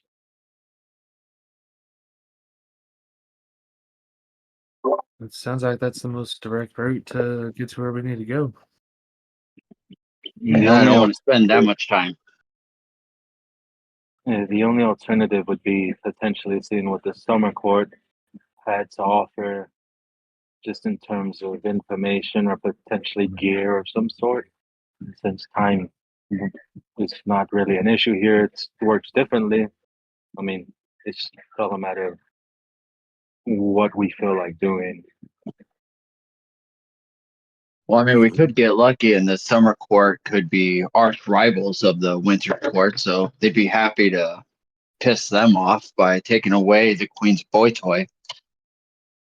It seems that they're not necessarily arch rivals, but not allies either. They just kind of stay out of each other's way. But I mean, if the queen is causing problems, it might be something to look into. Maybe talking to someone there.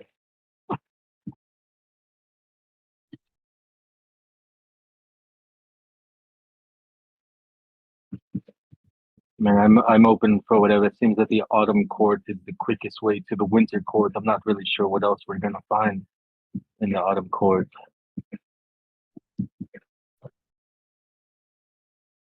Well, it was a bear that was king here, so maybe autumn court's going to have like a rabbit.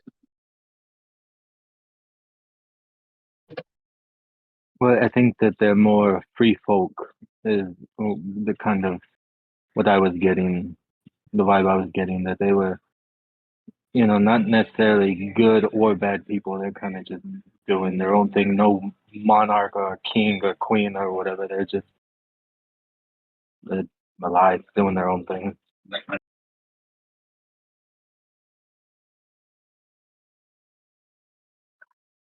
Renwick, Bladier, any preference?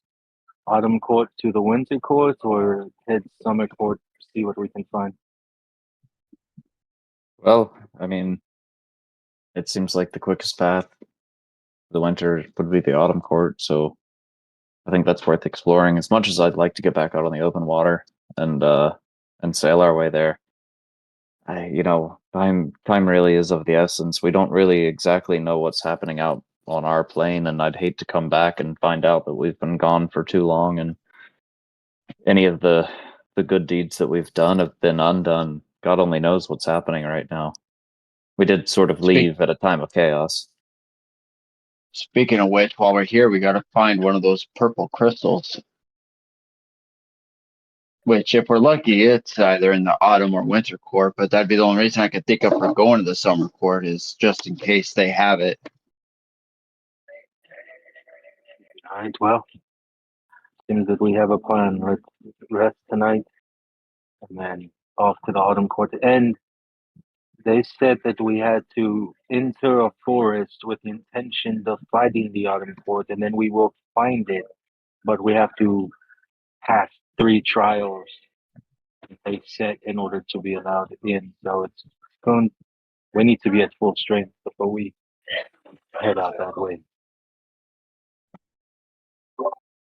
Yeah, and I mean, we can always get more information when we get to the autumn court because, I mean, it's the closest one, so it makes sense to go there first. But I mean, if they say that we might be able to get more aid at the summer court and they can get us there quickly and then quickly to the winter court, like maybe we can adjust from there. But I think the first step is definitely going to the closest one. Well, my thought process is that obviously the summer and winter court are at odds with one another. I mean, there could be a plethora of information about what we're walking into there. At the summer court, or potentially allies, or potentially gear or something, I think if anyone stands to see the queen fall, the one who benefits the most would be the summer court, and they potentially may help. That's my thought process. Yeah, I mean, if the autumn court can get us to the winter court quickly, then I think it's safe to assume they could probably get us to the summer court quickly as well.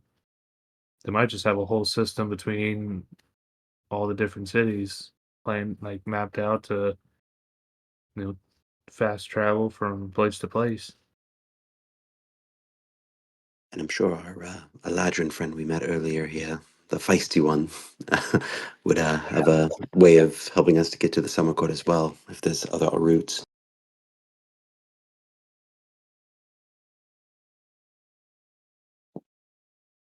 Well, I think that all roads seem to lead to the autumn court.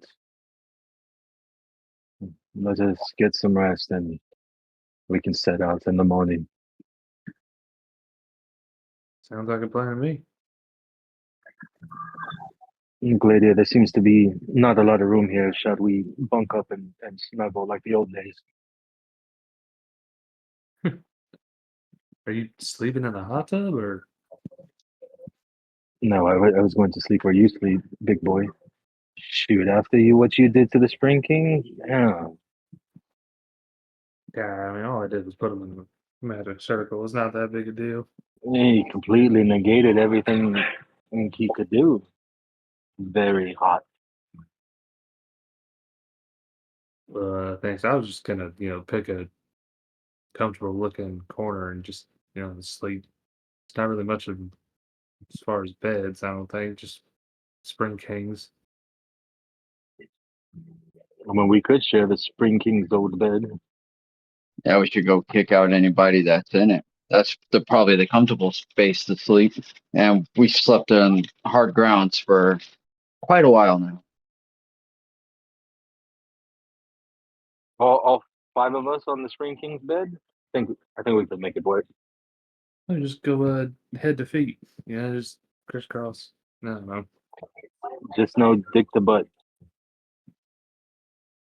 We can go butt to butt, dick to dick, no dick to butt. No spooning. Unless Gladio wants to. They'll just wink at him. I was gonna say I can't make any promises. I've been drinking. I'm a Yeah, cuddler. Renwick, about that, were you spooning with the Spring King? Yeah, I didn't hide it. In the I water. got cold. Look at him. He was covered in fur and muscle. It Why was were you like, nude? because I sleep in the nude, don't you? Did anything happen, Renwick? Oh no, it No was purely judgment. platonic. Inside check. Yeah, inside check.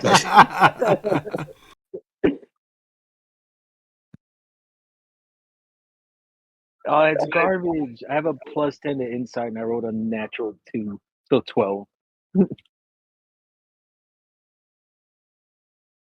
I mean, I did roll deception just to see if I could keep a straight face, and I rolled a 21. So unless you beat that, Nah, I rolled a Right. 12. I believe you. we'll leave it to mystery. Okay, then that's very generous of him. Hmm. Is that why you gathered his powder? Do you long for the cuddles? Well, I can't really cuddle a jar of powder. I actually thought that might just come in handy. Who knows what you can make out of Greater Fey powder? But like I said, I'm a cuddler, so no promises. And then he strips down and climbs into bed. So you guys chase several gnomes out of the Spring King's bed chambers. They begrudgingly leave. You take it over. The evening's rest. The sun never kind of moves, so it's kind of hard to gauge time. But you guys get in your long rests, and so as you guys kind of begin to stir, so does this like gnomish village that just kind of like erupted in this spring water cave. There's people getting up and going about doing stuff, tending to mushrooms. A couple of children, run about, laughing, playing. There's a little bit of splashing here and there. Several Eladrins seem to be doing similar things. Working with tools, repairing tools, tending to these gnomes, whether it's their children or helping them build fences or raise mushrooms, etc.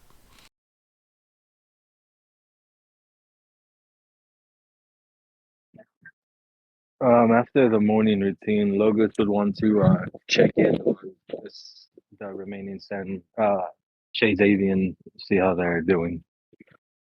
So after a night's rest, their condition is definitely improved, but it's still not quite 100%.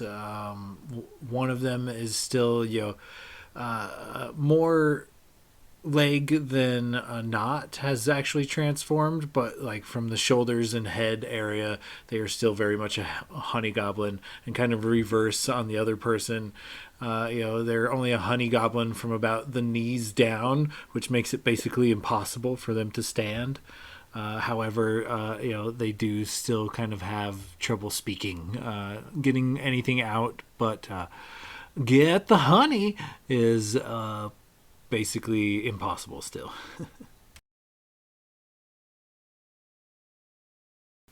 Alaywin, however, she is happy to greet you. So there's that. Might need another day or two. So, what's the plan? You guys figuring out what's going on? So we found out that the king of the Winter Court is heartbroken for some reason due to the queen, and we found out that the quickest way to the Winter Court is through the Autumn Court. So that seems to be the next destination, heading towards the Autumn Court. Oh yeah, that would have been. They didn't really help us, so maybe they'll help you guys. But yeah, that sucked. There was a bunch of like these little trial things we'd have to walk, and after about a day of travel, these like just magical things began happening in and around us in the forest. It was kind of crazy, but we also found the Autumn Court, but we didn't really leave in great graces.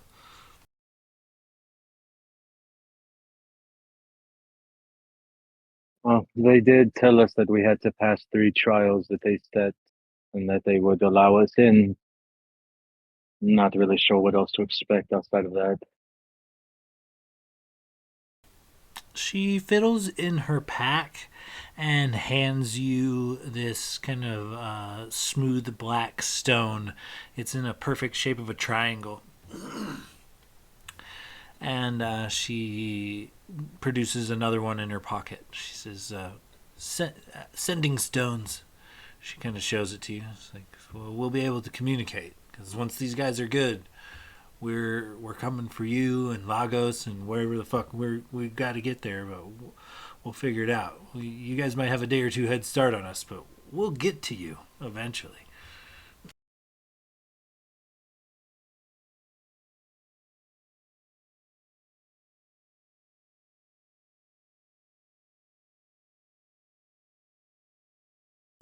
I know you will. I'll do my best to try to find as much as I can while you rest and heal up. I do have another idea. I could potentially try to use magical means of seeing my father. He potentially may not know, but I can at least see what the state of him is or where he's at.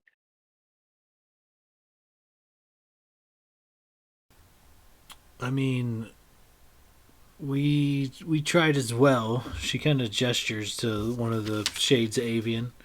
She says, Celessa gave it a shot once or twice. I mean, I don't know if your magic might work different. Might because you guys are closer. Maybe you have a better edge on it, but we couldn't get through. We know he's in the tower, the white crystal tower, but that's the last we've seen of him.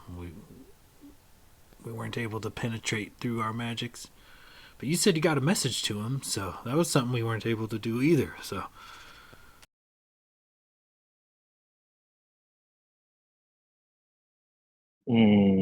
Okay.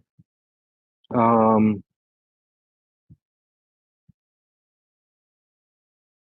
Let me ask you this, Sean. So the one of the things for scrying is I would need a focus worth 1,000 GP. I do have my druidic focus, but I don't know if that would count.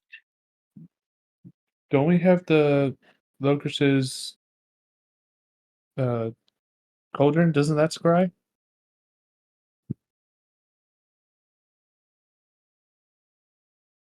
Yes, it does. And it counts as the focus. Oh, okay. Well, do I have to attune to that or something? Yeah, because it could be attuned by a druid or warlock. Well, would you mind handing it over for an hour or so I could potentially try to see what we're dealing with? Nope, that's fine. Probably want 2 hours so you can reattune to whatever you're unattuning from.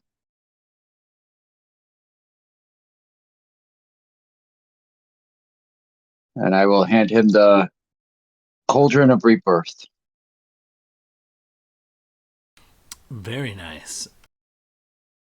Okay, yeah. So you take an hour to kind of attune to this cauldron to use its scrying capabilities. So, all right. Oh, no, I know it's never. Oh yeah, okay. Okay.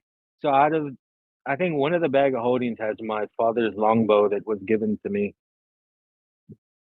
and I'm gonna use that because I have of his possession. So I'll cast scrying. He's gonna have to make a wisdom saving throw.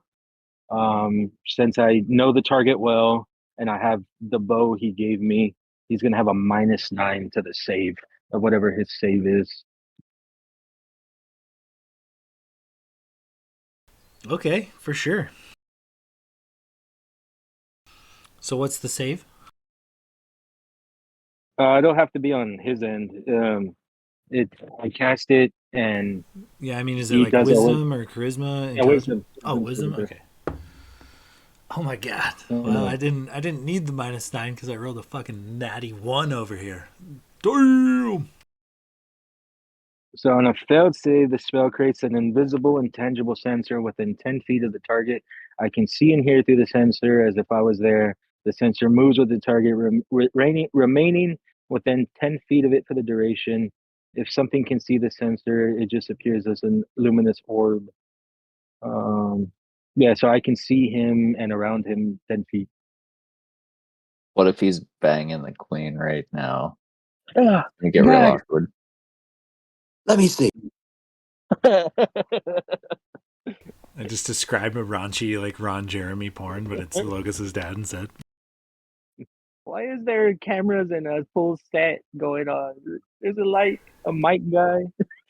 A little But dry. it's medieval times, so it's just like 3 artists furiously trying to paint the scene.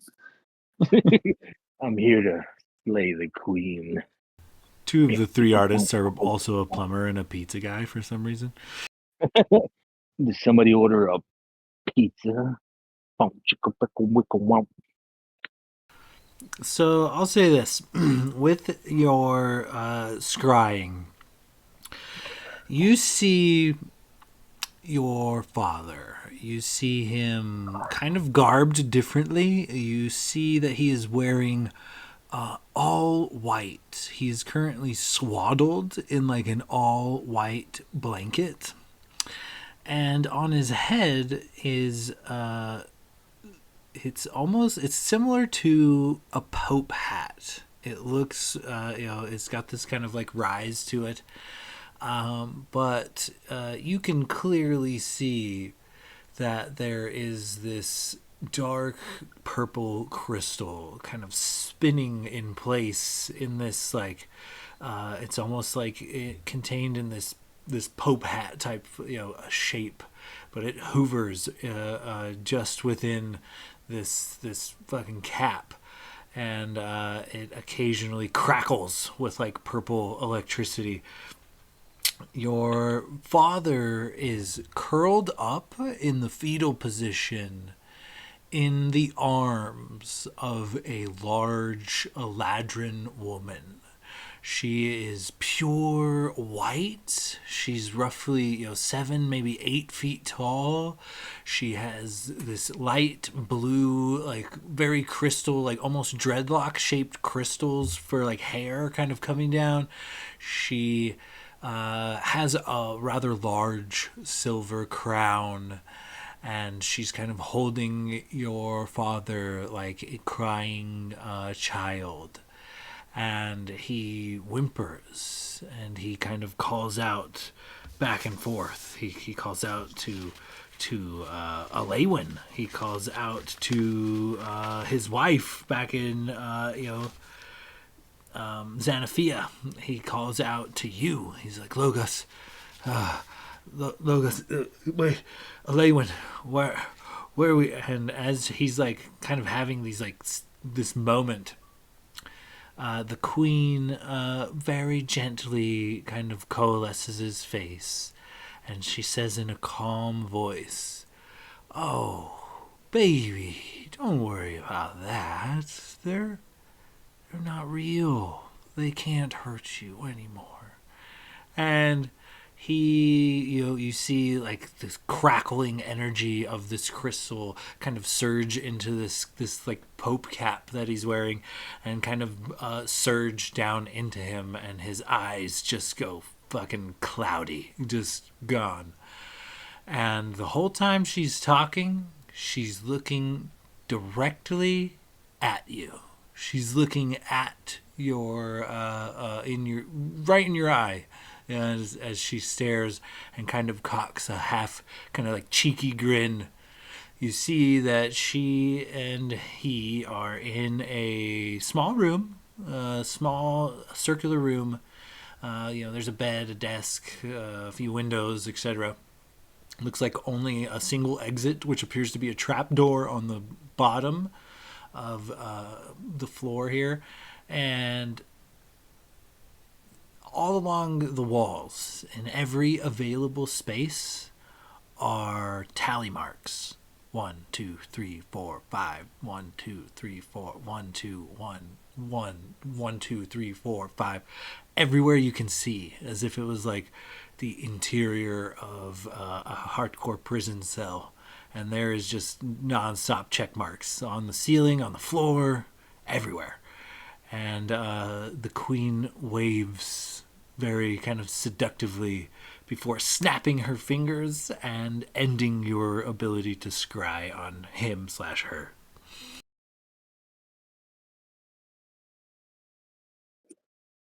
Was he still like regular size as I remember him? Like, is he still a full grown elf?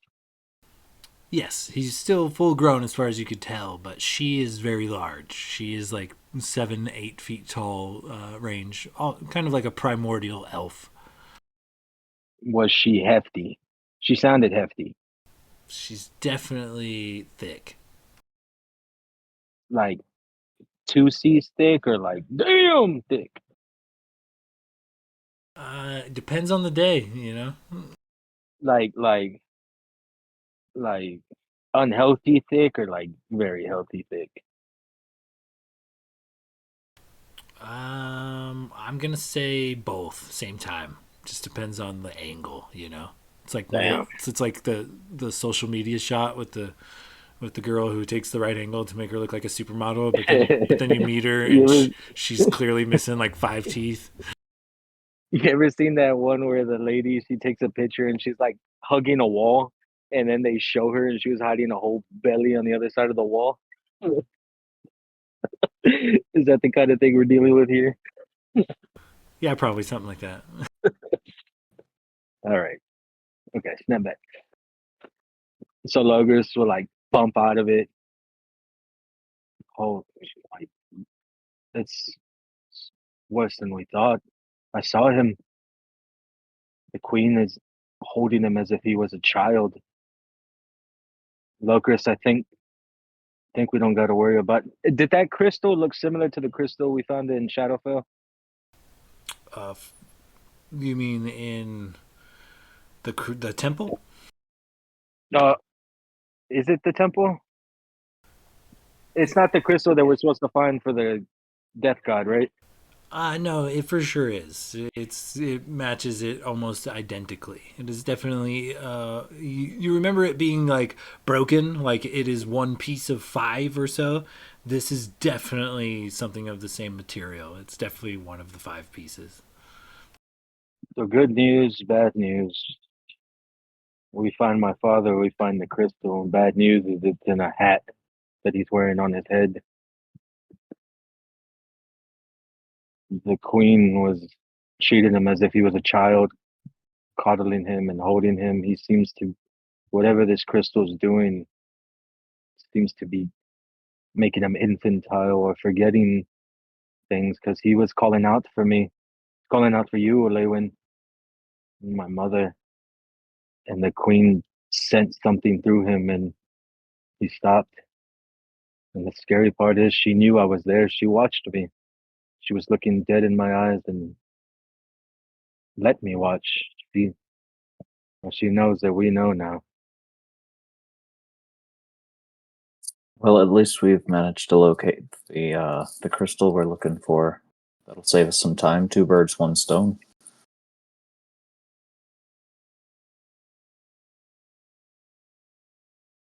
That was it was disturbing seeing my dad like that, seeing he was the strongest man I knew and she made him seem like he was a child or something.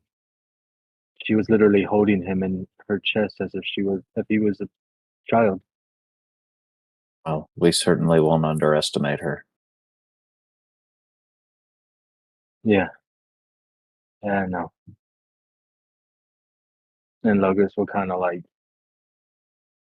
not really sure what to do in this point.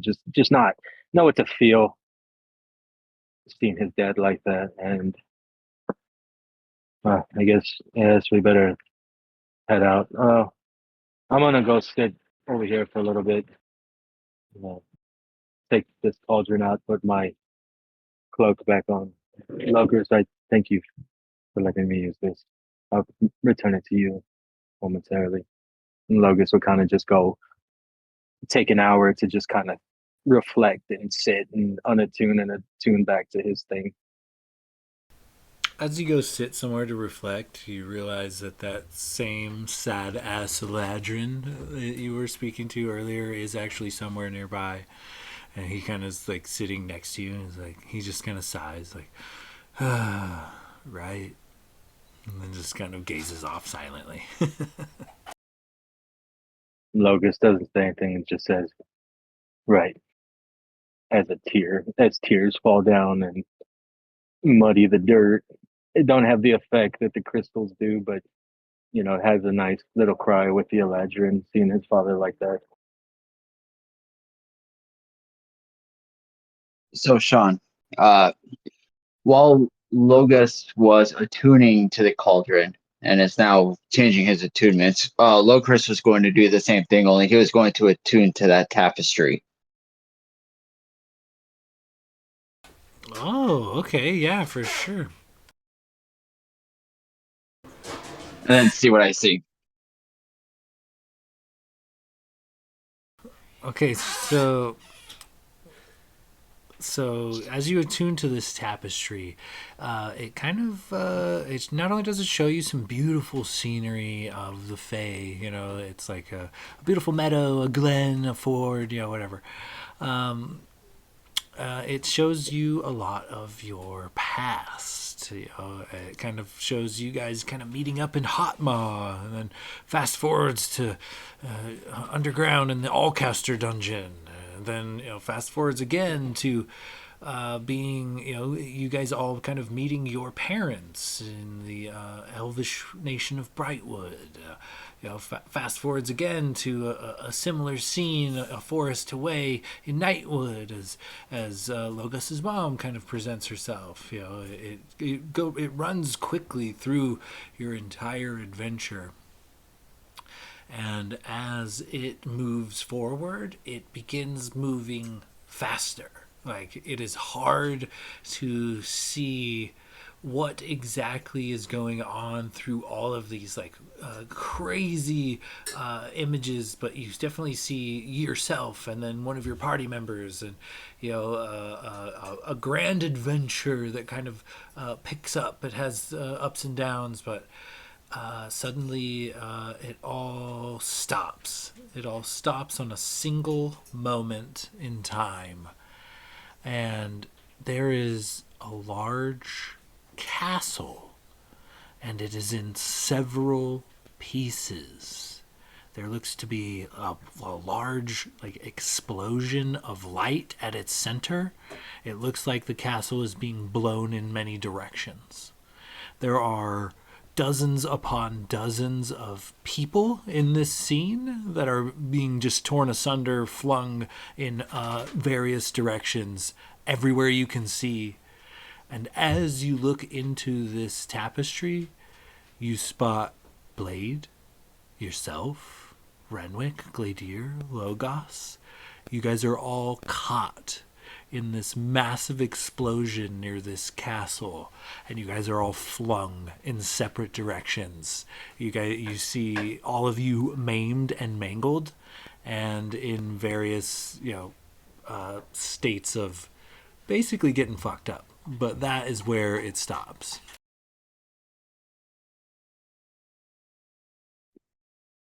Noted.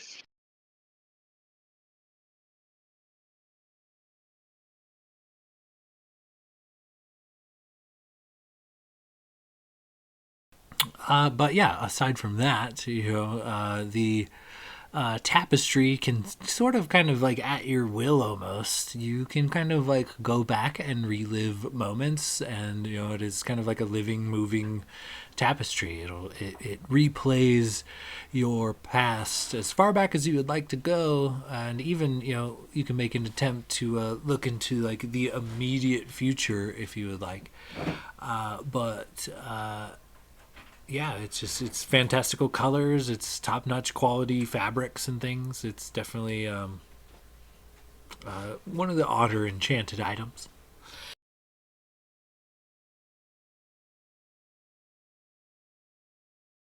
After seeing that, he would just put it away and reattune to the gauntlets of Ogre.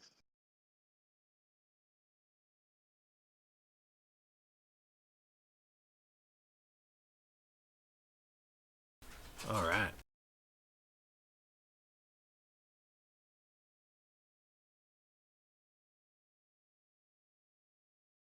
Okay, so with that, you guys kind of pack up your gear and begin heading towards this autumnal forest. Is there anything you guys would like to do in particular before you leave the safety of the former Spring King's chill zone?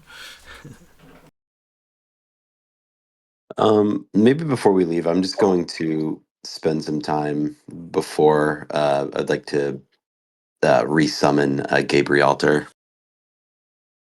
I was literally just about to ask. Glader's gonna walk up to Blade and be like, "So, shall we summon some fine steeds to maybe get us there a little quicker and look regal as fuck as we come up? Because I also now have fine greater steed." I think that'd be quite appropriate. Anybody need an ass? And I'll turn to the group.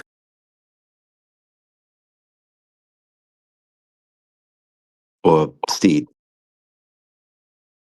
A noble steed. Nope.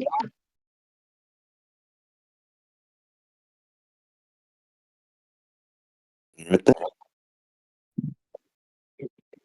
Yeah, I can take one, or I can turn into one if we want to save some spell slots. I've also got Gigabraltar. He might be slow and kind of a bumpy ride, but he's safe for sure.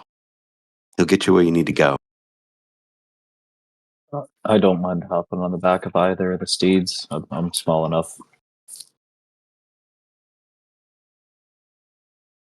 Yeah. So, Well, if anybody's willing, I could potentially turn one of you into like a giant owl or eagle, and we could fly. For an hour. Roll for rocks falling. Gladiator? no, I think I'm just gonna do the. Yeah, I'm good. I cast polymorph on Gladiator. Damn it. Was it a wisdom save? Yes, it is. Yes. What's your DC? 18. You said 18? Yeah. Whoa. Oh, that's a 19. 8 plus 11. Minus. Minus Blade, nothing. cutting words him. He's, Meta game.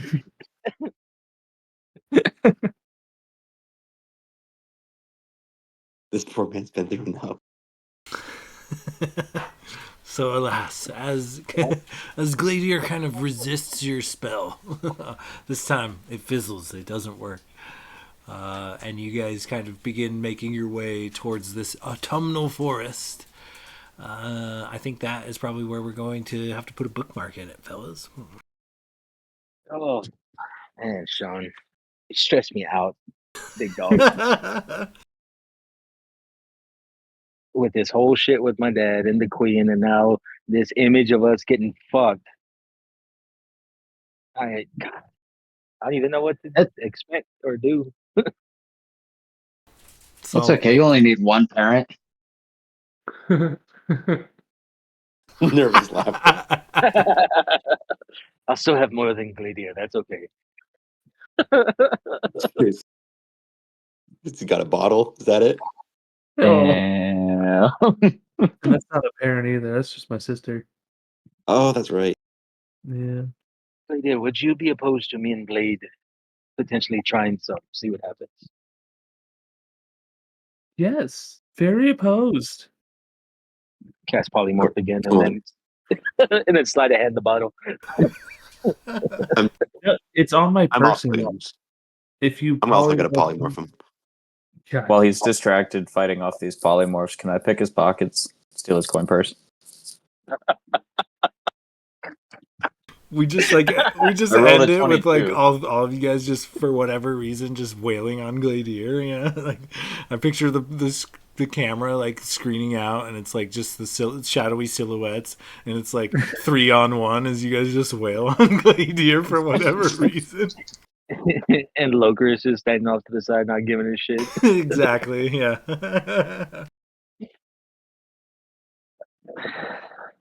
I'm just asking, Gladia. No need to get huffy. You know, I'm just intrigued, is all. I'm pretty sure it lowers your age. Oh, that would have came in handy when I drank that whiskey that made me. Oh no, It it would would have have. turned you even younger. That would have been worse. I would have gone full Mickey Mouse. We've gotten acne popping up all over the place. Go through puberty again. You're gonna have to deal with a hormonal, horny Logus 24/7. We already And do. that's different. Like you're going through puberty. I'm tame. Now, imagine when the hormones are raging. You're the homeschool kid that just somehow ended up in Miami Beach for spring break. Yeah, and it's got zero riz. Yeah. He's got That no would be fucked social up. skills. Logos just plays like the fucking socially awkward walking boner for the next like 5 sessions. That's or something. pretty much what I play, Sean. I can't. I have no riz, and I'm constantly talking a big game. I somehow lucked into the orc lady. I forget her name. Wow, you can't even remember her name. Well, I'm Hardog, thinking man. who Tardog. See, I was thinking Zatar, but that's your girl. That's why I Yeah, got confused. that's mine. I definitely remember her name. Okay, relax. Yeah, you do. Brett didn't see her though. Jesus Christ. He goes to another school.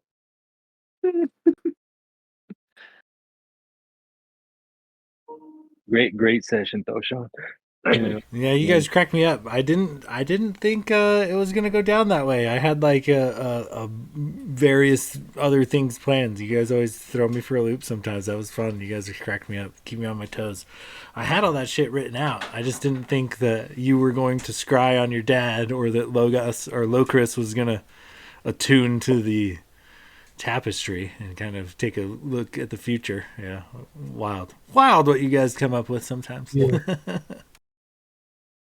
Yeah, all That of was- everything that happened. We didn't even think to check the items and see what the fuck we got. We don't know. Lokers didn't tell us.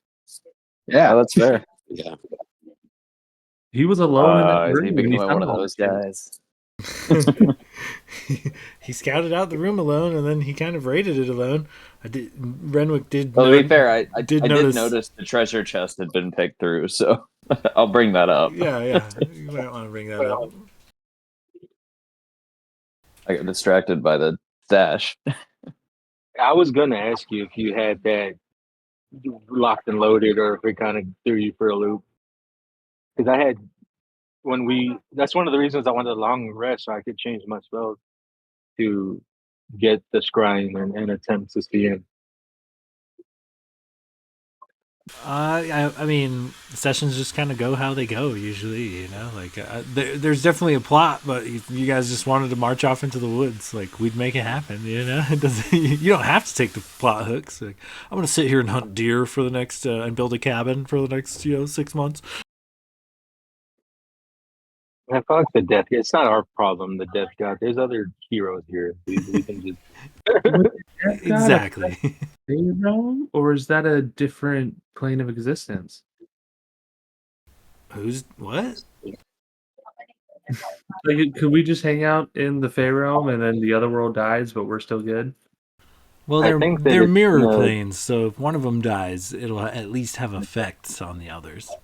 Yeah, that makes sense. Well, Like if all of I the thought people that on Earth died, or on the material plane died, Shadowfell would get real fucking full real fucking fast. True. But there's ways back to the material plane through the Shadowfell, or would it just get destroyed and cease to exist? Well, got to spend 5 more minutes in the Feywild before you find out. Yeah, I guess. Oh, It's God. like so another 3 hours, another 2 hours, 3 hour session. 5 minutes in the Feywild. Exactly. Yeah, that's what's been stressing me out this entire time we're in the Feywild. I'm like, we're just gonna go back there and it's gonna be like we took too long and everything's dead. Then no worries, right? Don't have to worry about whatever the hell Blade's cooking up over there. If that even is your real name. Hey, Tony would what be about dead. Gibraltar or Tony? I can find another bird. Cruel, man. It's cruel.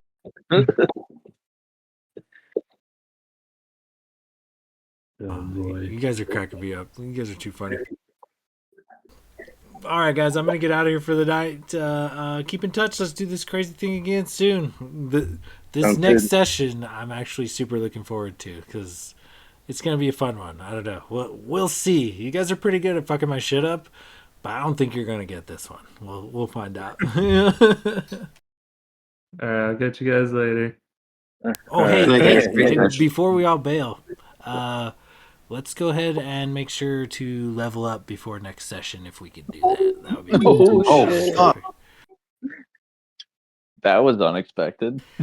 Yeah. You know, and I was gonna ask and I forgot. I was like, killing the Spring King seems like a leveling up event. Fuck yeah. Killing the Spring King was definitely part of it, but locating the crystal was probably, the second portion of that for sure. Good milestone there. God, Shit, we're already yeah. All right, Ow. so don't fucking die next session, hopefully. So, all right. No promises. I'll talk to you guys soon. Nah, man, I'm gonna sacrifice myself to come back as a brand new character and just like, oh god, fucking min max it. Come back Well, the as cool like thing is, as long a as super edge lord or something. Skip all the shitty phases when you have to like put a couple points into something and it sucks for a few levels. well, the cool Exactly. thing is that I have a spell now that where I can take your spirit and put it into a new body, so it could still be Renwick, but like in a fucking ogre or a tiefling or something. So that'd be interesting. That would be. Blade and Logos are constantly walking around as hot chicks for some reason. I'm here for him. That'll be our plan if There it is. we become fugitives. we'll just have you I'll just change our bodies. just murder you and put your spirit in a new body. Hey. All right. Well, hopefully I have a dream about that because I'm loving this premise. I think this is how we start campaign 2. In the ruined Hey. world of Daanal Wisech. Exactly. All right. Night, boys. Good night, guys. See you later. There you go. Good night.